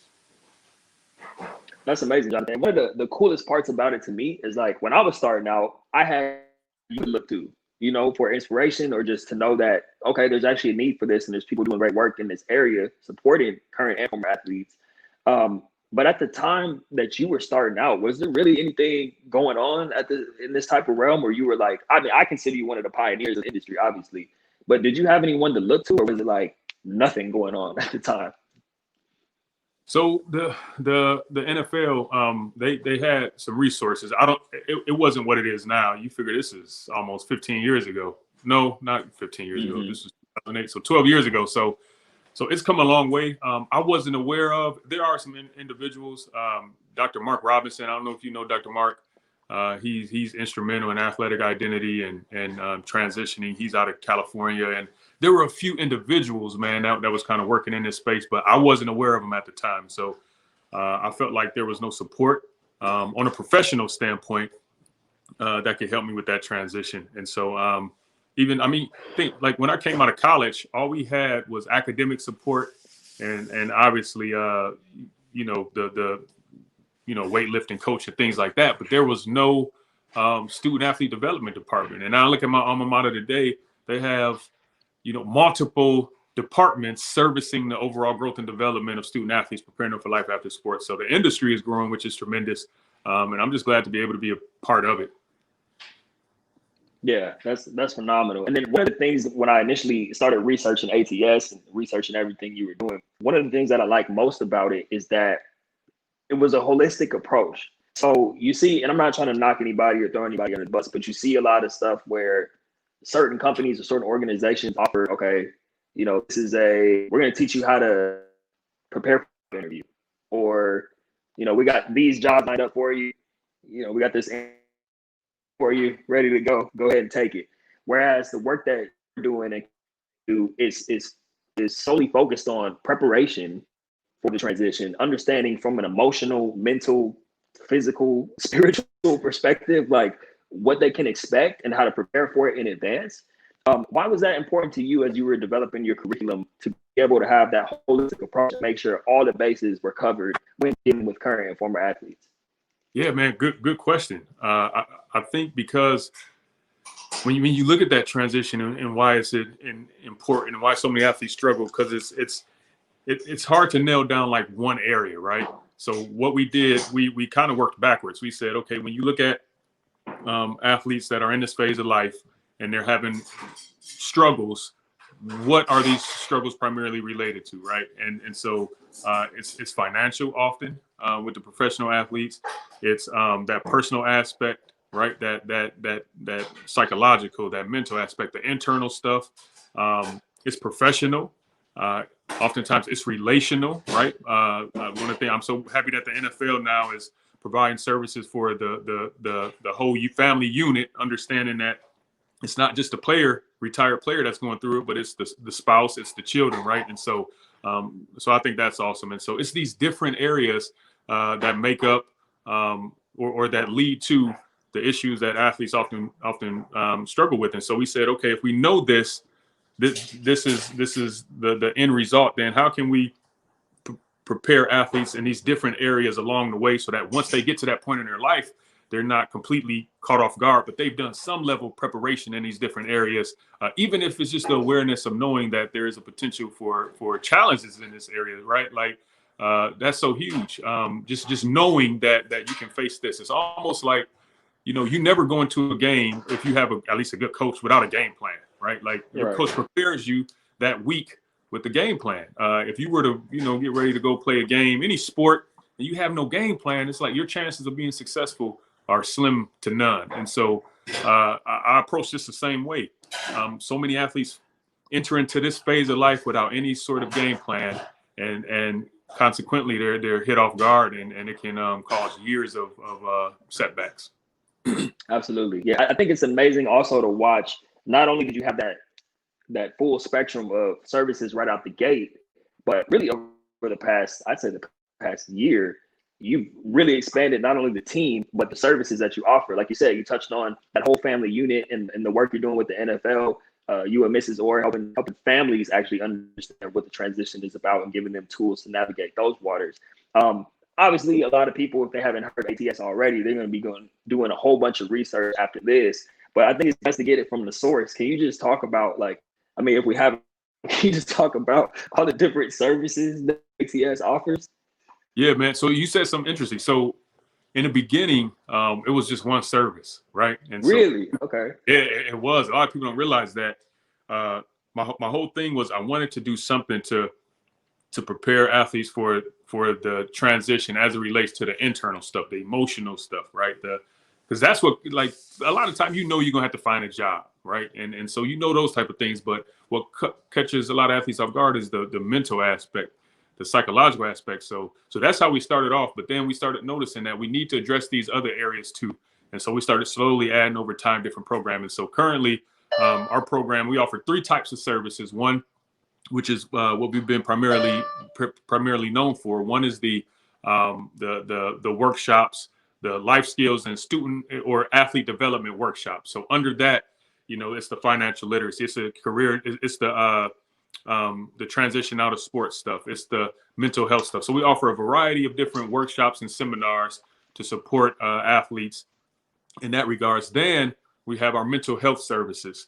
And so, and coaching services. So we have a team of clinicians as well as coaches that provide small group, individual, the one-on-one stuff to help athletes that need that require a little more support than just the group courses that we do in workshops. And then the newest thing that we started providing in this last year is our professional development for coaches and administrators. Because the thought behind that is if we can help coaches and administrators, those who have that close contact with athletes on a regular basis, if we can help them be the best they can be, right? And as well as give them insight of what they can do to better support and facilitate the overall growth and development of their athletes, then that'll trickle down to the athletes and help them as well. So those are the 3 types of services we offer. That's really exciting stuff, Jonathan. I'm excited for obviously everything you're already doing, but for the future of what ATS holds, because obviously this is only the beginning. You just get, you know, haven't even left the locker room yet. You still get taped up. I think that's really exciting stuff. And obviously, you know, we're here to talk about entrepreneurship and just aspiring the next generation of up and coming athletes to really, at the very least, consider carving out their own lane or building something that supports the causes that they believe in, as you know, everyone on here has done. And ATS is a nonprofit, and I had Marcus Austin on the last panel from Austin for Athletes, and his organization is a nonprofit as well. And one of the things I spoke about with him, and I really try to get this message across, is you can still be an entrepreneur. Like, you have to have entrepreneurial tendencies to be able to build a nonprofit or a for-profit business. There's really no difference. You're still building something and having an idea on your head and organizing a team to be able to execute on that. So obviously, when you first started out, ATS was not your full-time role, right? You were working a job, and I think it would be important for people to hear how you made that transition to going full speed and full time into building ATS. Yeah, man, I remember that was one of the first conversations you and I had. We were talking about it was. because I think at the time you were considering leaving your job, or something like that. Like you needed to find another job that would allow you to build your business. And I remember talking about that. But yeah, man, I had already quit. That's what it was. I had already quit when I called you. I was like, I'm doing this. I don't want to work a job anymore. I'm helping athletes. So yeah, man, I remember that. And so, yeah, man. So ATS will be 7 years old in January. And man, congratulations. We need an air horn or something. We need to right. And so those first 5.5 years was just and it's still a grind, right? Just to be completely honest. But I was working full time. There was a time in there, and because we launched in January 2014. In 2015, I lost my job. I got laid off, and I took 6 months to instead of just going to get a job right away. I talked about it with my wife. ATS at the time was 1.5 years old, and we decided to, I would take 6 months and just focus on the business and get it up to the next level. So I did that. It still wasn't where it needed to be. So I went back to work, got a 9 to 5, and was working for a company from 2015 to about 2018. So about 3 years. And then it got to the point again where I didn't lose my job, but it was at the point where we had saw so much growth with ATS, but still I realized it wasn't where it needed to be, where it should be. And so again, prayed about it. And my wife and I were on the same page, and we decided that in June of 2018, it was time for me to leave my job. And I didn't want to look up 5-10 years from now and wonder what if I would have, gave it all I had, right? Like, it's scary because, I have a family and children and responsibilities, but at the same time, it was just something that we knew I had to do. And so since June of 2018, I've been full-time with it. Wish I could say it's been easy. It hasn't, especially in this line of work. It's not, and the goal is to get to a place where you have a sustainable revenue and a base budget, right? And we're getting to that point. We got some exciting things in the works, but a lot of time it's, if you don't work, if you're not out there grinding and getting opportunities, then you don't get paid. So it's been a lot of that. It's been a lot of months not knowing sort of what the income will be, and some months are amazing, right? And you're like, man, if I can carry this on every month, then I'll be, it'll be good. But so yeah, man, this is the main thing, man. It's been ups and downs, peaks and valleys. What I've learned though is that what I encourage anybody thinking about getting into entrepreneurship is that you have to keep going, right? Like it's going to be times where you might think like, man, is this even worth it?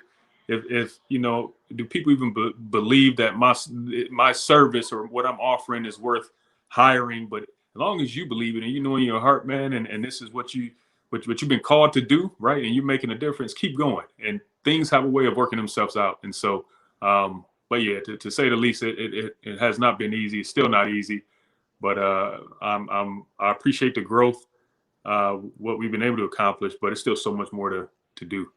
So. Absolutely. Yeah. Thank you for sharing all that, it's not always easy.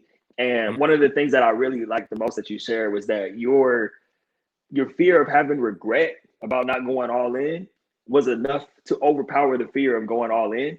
And I think that's one of the most inspiring things about your story, the fact that you were able to do that. And like the proof is in the pudding. Ever since you took the leap, it's just been exponential growth, And I feel like it's one of those things also where the timing of it, obviously it's unfortunate what the world is going through with COVID.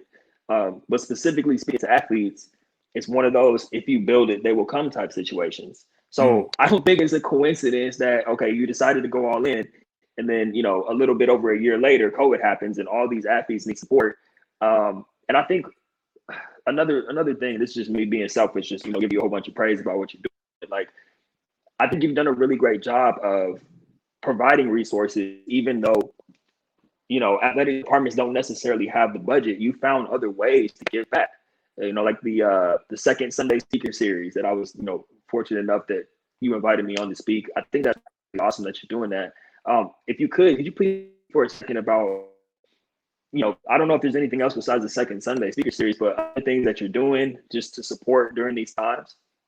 Yeah, man. So one of the benefits, and you said this earlier, which I think is key. A lot of people, they hear 501c3 or a not-for-profit organization, and they think like, they're not making revenue, right? But the whole thing is our purpose, the reason we exist is the primary reason is not to generate revenue, right? Like we're filling a gap, we're filling a need in society that either government doesn't fulfill or the educational system doesn't fulfill. Like that's the purpose of a nonprofit, to fill those gaps in society. So with that being said,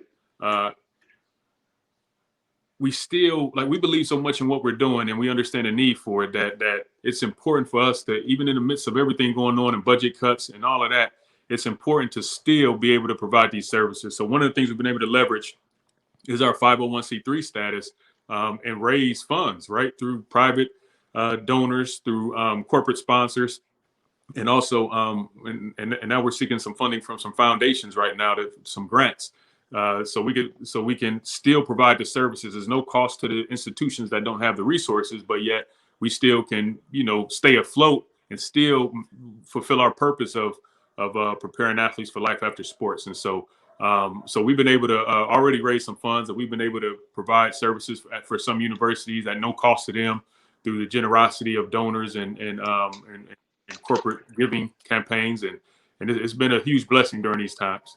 And so we want to continue to do that throughout the pandemic and even after that, right? Because some institutions, not everybody has a Power 5 budget, right? And not everybody has the ability to bring in speakers or to hire somebody to do this type of work. So that's definitely a goal of ours, to continue to leverage those corporate sponsorships and donors and things like that to be able to provide resources to those who need it.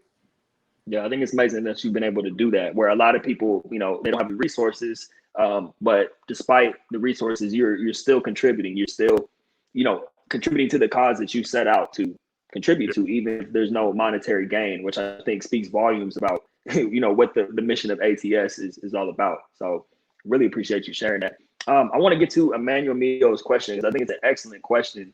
And just some context, the reason he was asking this, because quick plug for Emmanuel, he's the founder of socialaim.co, which encourages social entrepreneurship, where basically athletes or people in general contribute through their businesses, for profit or nonprofit, to the world at large, which I think is an excellent mission. Social entrepreneurship is a term that I actually learned from him. And obviously, both Jonathan and I are social entrepreneurs, and everyone, as well as everyone on this panel. But Emmanuel's question is, based on your experience with many services, are there any areas or industries that you feel that more athletes should be involved in as entrepreneurs? That's a great question. What do you think about that, Jonathan? Man, I think very good question, Emmanuel. I think by virtue of and I don't want to generalize, right, but by virtue of the makeup of a lot of athletes and the transferable skills that they've acquired, I think sales is all, like, a lot of athletes do well in sales.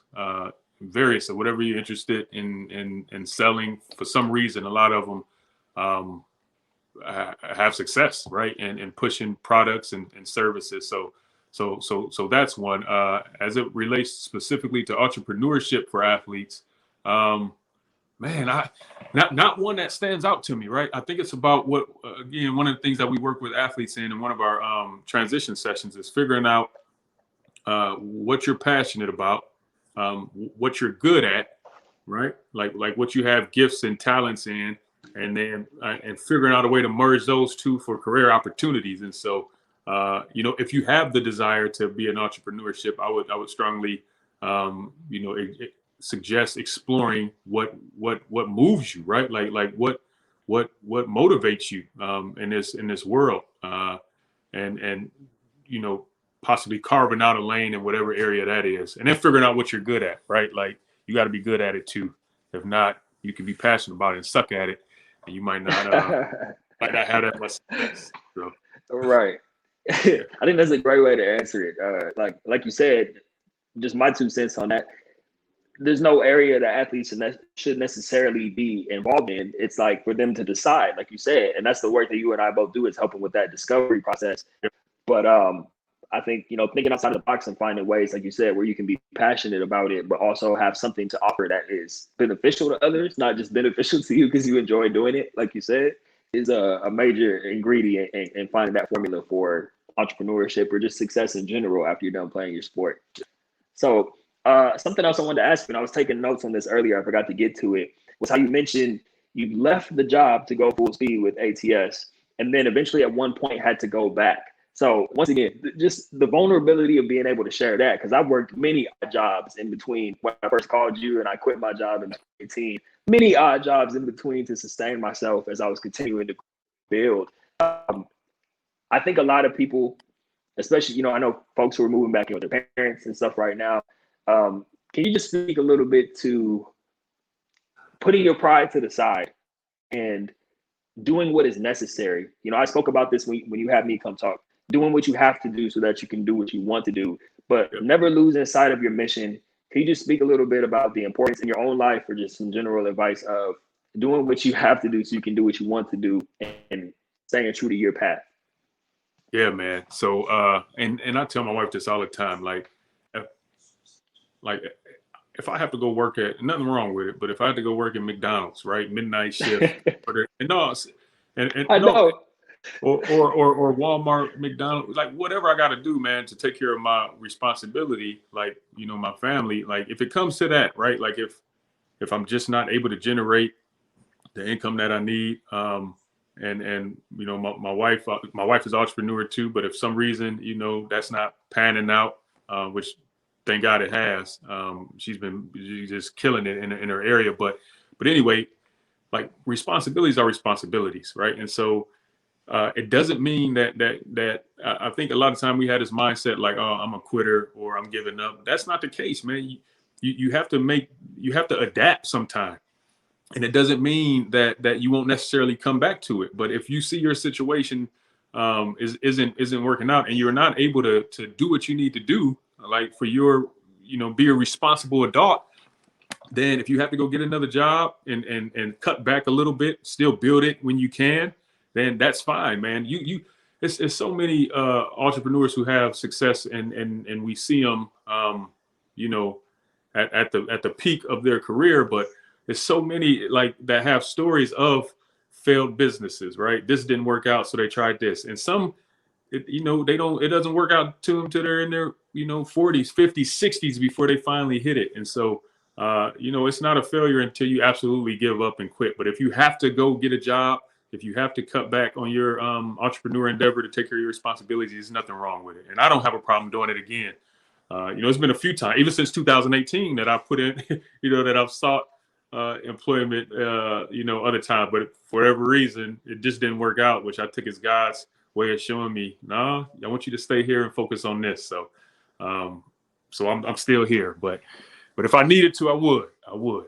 I remember time. I remember one time. You remember? Weren't you doing windshields, fixing windshields or something? It was installing glass. Yeah, installing glass. Yeah. Even earlier this year, I was doing that for several months. Yeah, installing glass. I would have coaching clients in the morning if they were on the East Coast, you know. So I would do my calls at like 5, 6 a.m. Go to work, install glass all day, come home, work on some content or something at night. So yeah, installing shower doors. Nothing to do with my degree, you know. But I knew, hey, it's easy work. I can make overtime, and I can still have enough energy to do what I need to do. And you know what, Todd? It's something about having the hope, right, or the vision, right? Like to know that even I remember when I first started ATS. I don't know if I shared this with you, but the first 8 months, I heard no. I was calling people every single day, universities. I heard no for 8 months, man. But and this is important to know that regardless of the setbacks that you face or the barriers you face, man, knowing, man, that eventually is going to turn around. And all it takes is one yes, one opportunity, one huge deal. I have a buddy who and I'm sorry if I'm getting a little off track though. He's an entrepreneur. He just wrote a book. I played with him in college. He's a former Marine, and he runs this incredible nonprofit called. They actually at the ESPYs last year that they were the nonprofit of the year, man. And he got up and accepted the award at the ESPYs. It's called Team Rubicon. So they give former military professionals opportunities to still utilize their skill set in natural disasters. So awesome nonprofit. But I remember talking to him and he was saying how I look at where his organization is now and they're all over the world, man, thousands of members and just doing incredible work. And but I remember him saying like, man, those first couple of years, like it was a struggle. And I think they were thinking about maybe even closing down shop or something, but they got one phone call changed the course of their nonprofit. Like I think some big organization had some extra funds and wrote them a check that literally allowed them to start hiring folks. So man, just knowing like that, all it takes is just keep going, right? Even when it gets hard, keep going and have enough belief and hope in the vision that God has given you, man, that it'll work out. So that's super inspiring, Jonathan. I know people are gonna get so much out of this. Like I'm sitting here getting inspired all over again. You know what I'm saying? It's not like I really needed any extra inspiration, but it never hurts. So I really do appreciate you sharing that, being vulnerable about your journey too. Could you please just tell everybody how they can support, how they can get in touch with ATS, find out more information, just for anybody tuning in who wants to go do some research or just support the movement? Please let everybody know all that information. Sure. So, yep, you can visit our website, atscorp.org. So that's atscorp.org. You can also contact me or follow me on social media. It's JORR, so JORR_ATS. That's for Athlete Transition Services. A big way that you can support what we have going on is through it's multiple ways, but one in particular. Again, we're fundraising right now to be able to provide resources and programming for colleges, for institutions, for student athletes who don't have the resources, whose universities don't have the resources due to COVID. A lot of schools have experienced over 70% budget cuts. And, you know, when in addition to positions being cut, so does the allocation of resources that are traditionally, you know, put aside for programming like ours. And so you can give on our website. There's a donate tab at the top. You know, if you're part of a corporation, your company, if you know they have a corporate giving department, you know, this is a time of year where a lot of those resources that might have not been utilized are now being distributed. Suggest our organization. We will put it to good use. And so thank you. Oh man, there's no question that we put to good use. That's awesome. Thank you for sharing that, Jonathan. Thank you for coming on and adding so much value to the panel today. Once again, thank you for all the value you've added to my life and for being a pioneer in the transition space. Much love to you. We got to have you back on another one of the panels, man, just to share again. So anytime, Todd, and thank you for everything you do, man. And please know that again, the feelings are mutual, and I appreciate and value our professional relationship, brother. Thank you. Yes, sir. Appreciate you. You enjoy the rest of the Saturday with the family. We'll talk soon. All right. Look forward to it. Oh, man. Good stuff, folks. Good stuff. I really love that Jonathan dove into that. It's not easy, and sometimes you're going to have to do what you have to do to make it happen. Like he said, just last year, I had a period of time for several months where I was installing glass showers, right? Just good money, close to the house. You had to do what I had to do, but the point is to never lose sight of your mission. The point is, whatever you set out to do, continue on that until the mission is fulfilled. And sometimes the mission is never fulfilled. People like Jonathan, people like you're seeing on this panel, people like me, I'm going to be on my mission till the day I die. So anyway, let me get on my soapbox and introduce our next guest. Next up, and this is a really solid dude. You know, once again, this is a recent connection, but just the relationship we have and what it's blossomed into in such a very short period of time is another testament to networking and finding people you can run with. So this is a really solid dude I've had the pleasure of connecting with this year. Really excited for you to hear what RJ is going to be sharing with you. He has a message he wants to deliver before I get into some questions. But just a little bit of background. RJ Hively is a graduate of Ole Miss, where he was a member of the baseball team. He then went on to play professionally with the Arizona Diamondbacks, and he's now an elite mindset coach and the owner of JW5 LLC. RJ has worked with multiple 200 companies, Fortune 200 companies, on developing their elite mindset. Please welcome at the Entrepreneur panel, Mr. RJ Hively. Hey, Tosh, how's it going? What's up? Whoa, hold up. I'm doing great, man. But before we move any further, let me see that shirt, brother. Like, hold on now. I didn't know you had. You got it. Oh my goodness, that's clean, man. I didn't get me one of those. It's a dream come true for sure. I love it. And you got it buttoned all the way up to the top like me. You know how we get down. You were looking, I wanted to join in. Got to keep it buttoned to the top, man. Hey, in all seriousness, before we dive in, I'm going to give you a chance to talk about your social media and all that. But, bro, where can I get the shirt? You got to let me know. Oh, man, it's going to be up on the website here probably in the next month or so. As soon as they come man, I'll get you them out. I got some hats coming in, and I got some workout shirts that have the logo on them, and then it says "Elite Mindset is not a single act, yet a habit." Wow. It looks good. It looks like you got that shipped over from Europe or something, man. You looking some Italian thread. I don't know what you got going on over there, brother. Man, I wish. All right, man. Let me stop. I'm getting all hyped up over your shirt. Just for anybody listening, so I have a ton of questions for RJ. We're gonna dive into his full journey. But for everyone tuning in, RJ was telling me before we got started today that he has a few things on his mind that he wants to share with you all. So I'll go ahead and pass the mic to RJ. I'll get out the way, and then we'll circle back with a few questions. Take it away, brother. No, I appreciate that, and it's fun for me going last because I get to hear three solid people that are going through, what we're going through, and what Classye had to say in the aspect of, no one really knows what we're going through when we finish sports. That one hit deep, especially when she talked about some depression aspects. I had that in my playing career a little bit.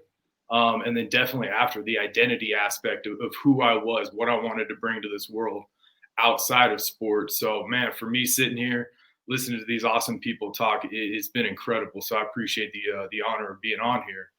But for everyone out there, man, the one thing I really want you guys to understand is 3 words, and it's I need help. As athletes, I think like we get into this mindset, hey, I can do it myself. Don't worry about me, I got it.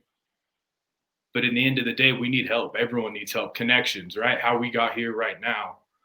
So to be able to ask that question, hey, I need help, and then to back it up with a plan. Hey, this is what I want to do. This is where I want to go. I don't know how to get there, though. That's where I need your help with. I feel like a lot of people, and I started to do this too, is like, hey, I need help. People are like, great, I'd love to help you. What do you need help with? I go, I don't know. Now, all of a sudden, you start to put together a plan and be like, hey, this is where I want to get to. This is my dream. This is my mindset. Now you start asking people, hey, how'd you get here? All right, perfect. That's going to work for me. I can use that and move on that way. Yeah, I've been out of baseball roughly, I think 2 years now. So it's been crazy. I've been in the corporate world for the last year and a half. And honestly, the learning experience has been great, but it's not something that I'm passionate about. So I'd finish my day and I'd go to bed and I wasn't fulfilled. And that's what, the last 3 panelists have talked about, is finding your mission, finding your passion, and following that. And I think in an athlete mindset, I'd go out and I'd have a good game and people like, hey man, like, congratulations, good job, whatever it may be. But in my mind, it was like, it wasn't good enough. I need to do this. I need to do that. So especially while you're going through this process, man, take a second and realize all the small successes and the growth that you've had, and enjoy those, and then understand, hey, all right, cool. I need to move on. I need to move forward. That's just a small stepping stone on our way. But also use your platforms and your experiences, right? I went from what would be considered probably the top like 2% of the 1% of where I was and where I made it in my career.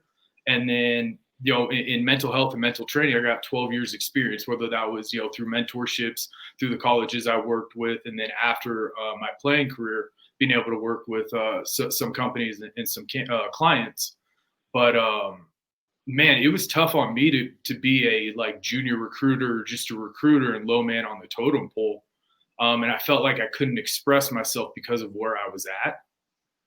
And through that, I started thinking about all my experiences, right? So I said 12 years professional and playing experience, dealing with mindset. For 8 months, I was a professional caddy at a private golf club. And it was a crazy little story. We had this guy that came in and he fired like 7 caddies that he had. And finally, my boss came down. He's like, hey, you want to take it? And I was like, yeah, sure. What's he going to do? Fire me? I was like, I'm not working at the moment anyway, right?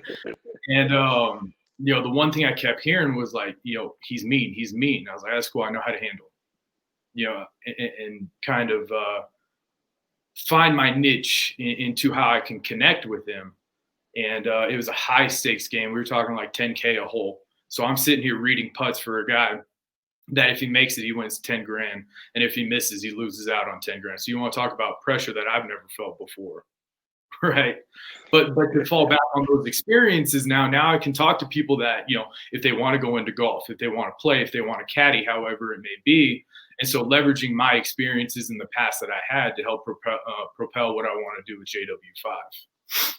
And like Jonathan was talking about, man, reach out to as many people as you can, connect with as many people as you can, because it only takes one person to be able to change your life, your livelihood, or the direction you're going. And one thing that I teach a little bit when I talk with companies is the aspect of being selfishly unselfish. Man, if we don't take care of the engine that drives us, how are we supposed to be able to take care of the people around us? Yeah, man. Wow. Okay. I mean, I got a page full of notes, man. I'm like, where do I even begin with this? I'm going to start with the first thing that you said, which is those 3. I need help. I know we're here to talk about entrepreneurship. We're going to get into all that, but I really do thank you for sharing that, because as you know, you and I have talked about this. That was one of the main issues I faced too. And I know a lot of athletes were prideful people. So we don't want to show or explain a lot of times we can't even articulate it, but even if we could, it's difficult to say, hey, I'm struggling right now. And then the second part that you said, which I thought was key, was actually figuring out what you're struggling with. You know what I mean? That's a major factor too, because how can you ask for help if you don't know what you need help with? And I think that's a lot of reflection, a lot of understanding what it is that you're missing in your life and where you're looking to go. So I'm just super grateful for you for sharing that, man, because I know that hit somebody right in the chest today. It's just like it hit me in the chest. Another thing that you touched on, man, that I wanted to bring up was celebrating yourself. That is something that you and I have talked about this. I encourage that with any athlete I'm helping do the transition, having a period of time where we're celebrating and talking about, like, you should be proud of everything you've accomplished, not ashamed because it's over. It ends for everybody. And celebrating what you've accomplished thus far allows you to come from a place where you can be excited about what you're going to accomplish next. And a perfect way to segue into something you touched on with your career, great learning experience, but laying your head on the pillow at night, not being fulfilled. So once again, the common thread of everybody who's been on the panel is you figured out what you wanted to do, but then you executed on it. So the question I have for you is, why J5? Because you know what I mean? Why jump into JW5 Consulting, and why was that the route you decided to go? Why is this work around mindset important to you? Awesome.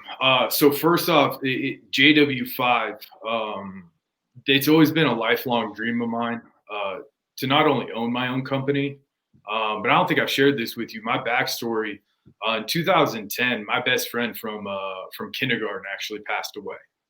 And his initials were JW, and his favorite number was 5. And when he passed away, I took on a mindset that it was now our goal to make it to the big leagues. It wasn't just my dream anymore. It was our dream. And, unfortunately, I made it very high. I never made it to the big leagues. But, man, what better way to represent his name and what he stood for and honor him than to create a company in his name. And so it's crazy how I got into the mindset aspect, right? I got done playing. I moved out to Denver. I needed a job, so I hopped in recruiting. And I love the aspect of what they sold me on is, hey, if you work hard, you're going to make a ton of money. And I was like, cool, I need some money, so let's do it. But like I said, at the end of the day, there was no fulfillment in what I was doing. I was making money. That was great. I was being able to pay the bills that I had. Perfect, right? It fit that need. But that personal need, again, that selfishly unselfish aspect, I wasn't fulfilled at night. I wasn't waking up ready to dominate any day and like Classye said, slay, right? So I started giving some baseball lessons just on the side. I wanted to give back, man. Like I have a ton of information and some really cool experiences that I was fortunate enough to have. And I connected with a place out here called Diamond Club Baseball, and they've been nothing but great to me, helping me out, getting me going. And what I kept seeing is that these kids, especially in between ages of like 8 and 14-ish, the skill level isn't there yet, right? They haven't mastered that skill. They're still trying to learn their bodies and growing. And, I worked with a kid last year, and he's grown like 2 feet. And now he's like a giraffe on ice skates, right? Trying to run and figure out his body. But what they get frustrated with more so than the lack of, okay, I can see it in my head, but I can't produce the result, was the negative emotions that would overtake them because they were failing. And so my job almost switched from trying to teach them mechanics of throwing into, hey, start to understand your emotions, be cool with them. You're allowed to have them, but now how do we control them? And I think that's kind of the biggest thing with them. And I was fortunate enough, and this is honestly how it all started. I worked with this awesome kid, and he was an emotional wreck to start out. As soon as he did one thing bad, man, he just couldn't control himself anymore. He'd boil up, boil over, and start to cry. And I was like, dude, I get it. I know, we've been there. I said, but what we need to understand is we can't allow that to happen, especially during game time. You need to break down, man, do it behind closed doors, do it around some people that you love and trust.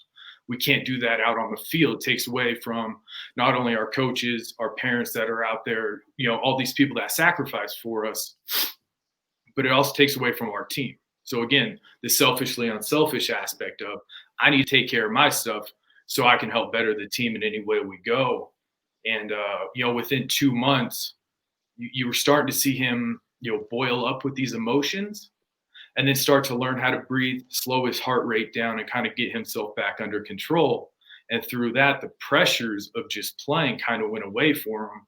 And he was able to just be his athletic self and go out and play. And that actually led into, me speaking with his parents. And that's how I got involved with my first Fortune 200 company. She got me connected to the right people through that. She said she would sit down and listen on the off camera and write down what we were talking about and use it with her team. And so I flipped that around and I was able to come out and talk to her team in person, which was really cool. Wow, that's awesome, man. Not bad for your first few gigs being with a Fortune 200 company. So. Awesome. Yeah, man. I think that's amazing. It's always interesting when you're trying to help someone else, you end up being helped in the process. That's one of the things that's been running through my life. As soon as I dedicated my life to helping and serving others, all of a sudden, all these doors open up with people who want to help me. So I think that's amazing that you shared that, man. And one thing that I don't want to overlook is how you talk about, especially with these young boys, man, encouraging them to process, not only just accept, but process their emotions. Like you said, not during game time, but behind closed doors. It's okay to have feelings, man. It's okay to cry. Like, let it out so that it doesn't boil up, like you said, and turn into something else. And I think it's really smart that you tie that in with being selfishly unselfish, meaning this isn't just about you processing your emotions or being in control of your emotions, but being able to do that for the benefit of the team as well. So, obviously you're doing that through the form of baseball right now, but there's no doubt, man, that these lessons you're teaching these young boys is going to play out in the rest of their lives as well. Like I said, it's smart that you have that tie-in because especially as young boys, man, we want to belong where everyone wants to belong. Everyone wants to be a part of a team. And you're encouraging them that the best way they can do that is to take care of their emotional state so that they can be effective for the team. So really smart how you paired the two, man, because they kind of work off of each other. So props to you for having that strategy going into it, man. No, I appreciate that. And long-term goals, I'd love either if I do it myself or if there's a company out there that wants to pair, I'd love to be able to create a curriculum for the youth based around kind of an elite mindset. That's what I call what I do. But it's all mental health, right? Being able to understand what makes you anxious, what makes you sad, what makes you cry, what makes you happy, and understanding those emotions and filtering it to the aspect of, okay, cool. This brings me pain or anxiousness, so I'm going to stay away from it.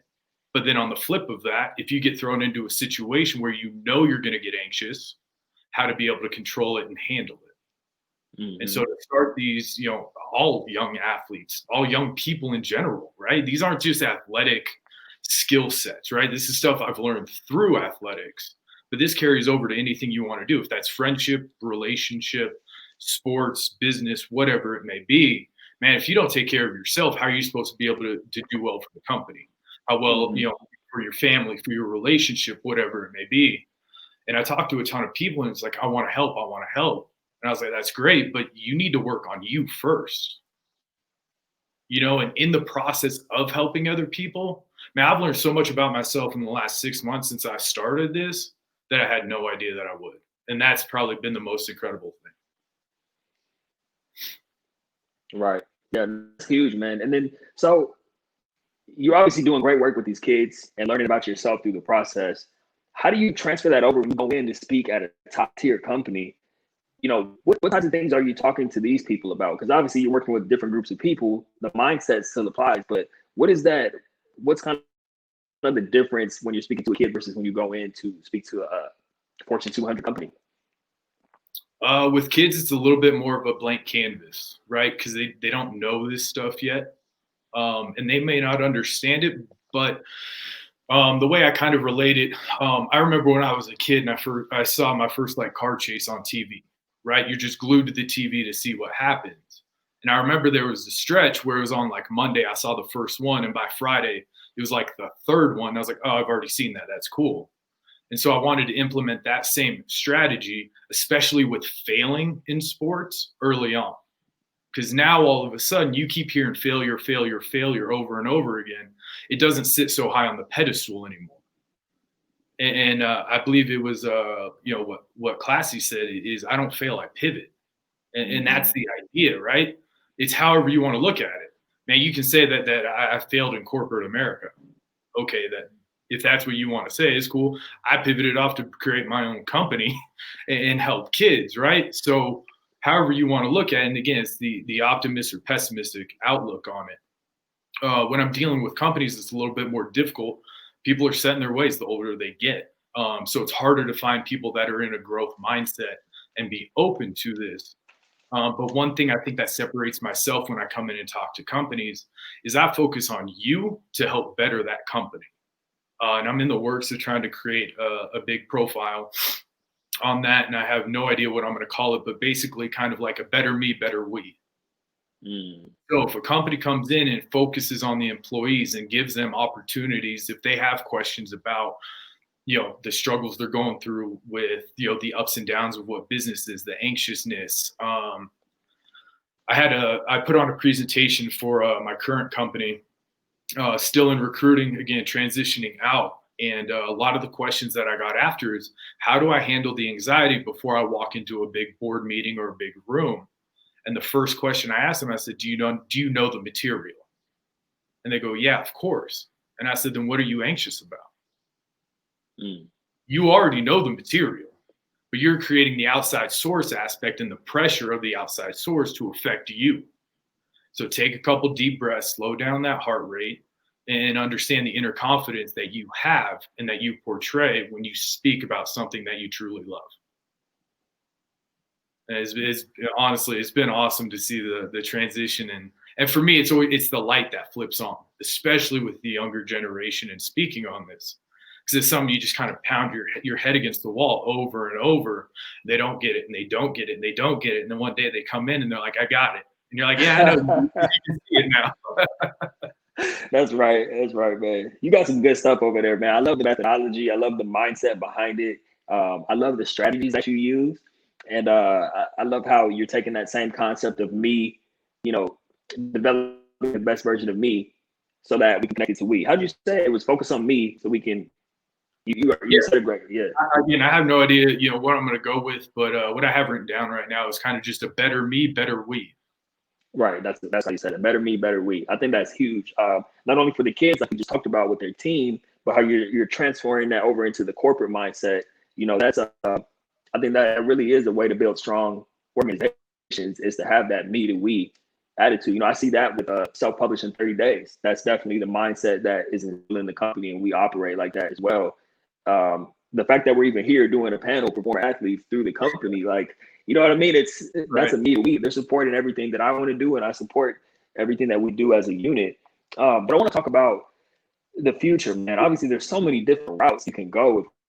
You could take this thing across the globe, man. Right. Just impact on so many different types of organizations. But just like personally, what do you want to see JW5 grow and expand into over the next, several years, or even way off into the future? Like I said, whether I do it myself with some help, ideally right now, what I would love to do, my current company has like 4 different sections, and one of them is education. So I'd love to be able to create a curriculum and help these younger kids out, create like children's books that are based around mentality, mental health, and then break that into high school kids that are going into college. Man, I think if we could put together something that's like a certificate based, and they can go through the program and be able to help themselves. You know, if I called the Ole Miss coach right now and was like, hey, I have a bunch of kids that went through a mental training program, they're one step ahead when they come into your organization or your school now. You know, that could be something down the line in which I'd love to be able to help these kids.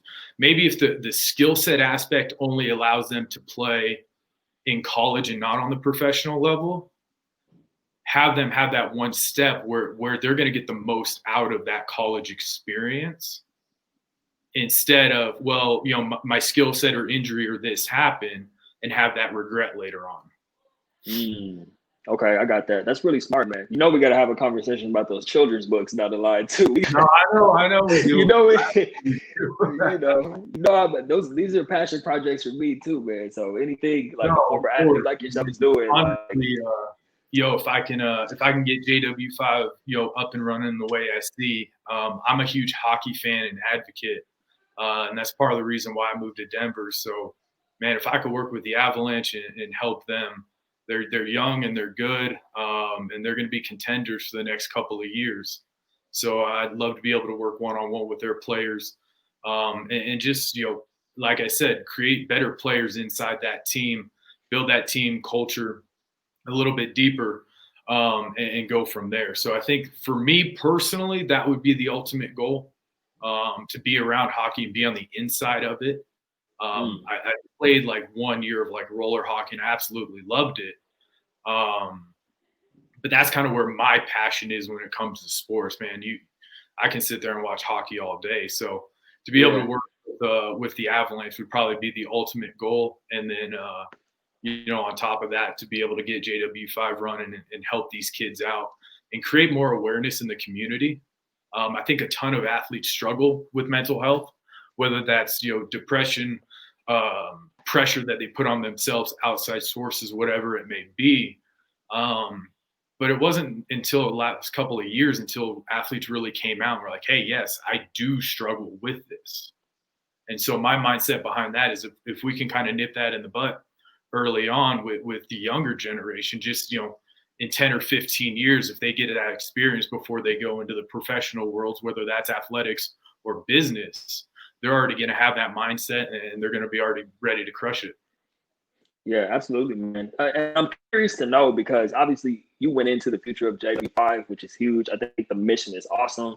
And one thing I love to ask people this question is, we know the mission of the vision, or the vision of the future of the company, but I want to talk about the man, RJ Hively. Like, what do you want your legacy to be, man, when you leave this earth? What do you want people to know, RJ? Oh man, honestly, that I was just a good dude that took a platform and I was able to help other people. Whether this skyrockets to generational wealth, that'd be great, so I can take care of my friends and family. But at the end of the day, I had a real kind of heart-to-heart with myself. Man, we're going to work the rest of our lives. No doubt about that, right? Unless one of us wins the lottery or something like that. And so I wanted to take what I'm passionate about and the change I would want to see in the world. And that's for people to be able to understand their emotions, and not do anything regretful because they let their emotions take over them. Yeah, that's huge, RJ. Man, that's inspiring stuff, man. Can you give some advice to any current or former athletes out there who just may be trying to find their way, trying to carve out a lane like you've done for yourself? And obviously it didn't happen overnight. Like you said, it took some time to get there. And I think that's what makes it even more special and more beneficial for people to hear some advice from you about how they can carve out their own lanes or discover for themselves the legacy they want to leave behind in this world. Yeah, no, absolutely, man. Find something you're passionate about, right? I feel like as athletes, everyone wants to hire us onto the company because we have so many intangibles that they don't have to teach anymore, right? We got those through sports, the time management, the hard work, the extra reps, like that's just ingrained in us, right? So am I going to work very hard for another company that's only going to give me 20% of what I'm doing? Or am I going to be able to break off and do something that I'm passionate about and be able to help people on a better than a monetary level? Man, I don't know. I got a mixed view on money. Money comes and goes, right? Some people have more of it, some people don't. I've been fortunate to be around people that have a ton of money and they deal with the same problems that people that don't have any money deal with, right? It's just a matter of whether or not we can pay our bills and how good we look on social media throughout it. But, more times than not, the people that don't have the money and that are grinding are mostly happier from my experiences so far, right? And again, it's the optimistic viewpoint of like, hey, this is what I have and this is what I'm grateful for, rather than, oh, well, I don't have this, I don't have that. Find something you're passionate about and figure out a way, right? If you got to work some extra jobs, man, the last 6-7 months, I've been working 3 or 4 jobs. It is what it is. And it's what I need to do to take care of what's on the table right now. But I wake up every morning ready to go, and I go to bed fulfilled in what I'm doing. And that's probably the most happy I've ever been in my life. And that's through my playing career and everything. Because through my playing career is like, okay, I did this. Well, I need to do this. I need to do that. I need to, I'm not here yet. I'm not here yet. And it was more on the selfish level. But now on the flip side, now I can be selfish in what I want to do and how I want to help the world. And that's going to help better other people. And I don't think there's anything that's more fulfilling than that. Oh man, I love that, RJ. I definitely resonate with that message too, man. Like, there's been times where I'm looking at my bank account, like, how am I going to pay this and pay that? But at the end of the day, I was so happy and so fulfilled just through the work I was doing. And then plus, Right. Eventually there's no way it's not going to pay off, if you're continuing to put in the work and serving on others. So very powerful stuff that you shared. We're going to work the rest of our lives. Why not it be something that we're passionate about that can help other people? And in a sense, the next generation that comes through is better off for it. But I don't see anything else that could be more fulfilling. And, a lot of the motivational stuff that I listen to and I try to preach, it always talks about on your gravestone, there's a start date and an end date. Mm-hmm. And that dash in between is what we make of it.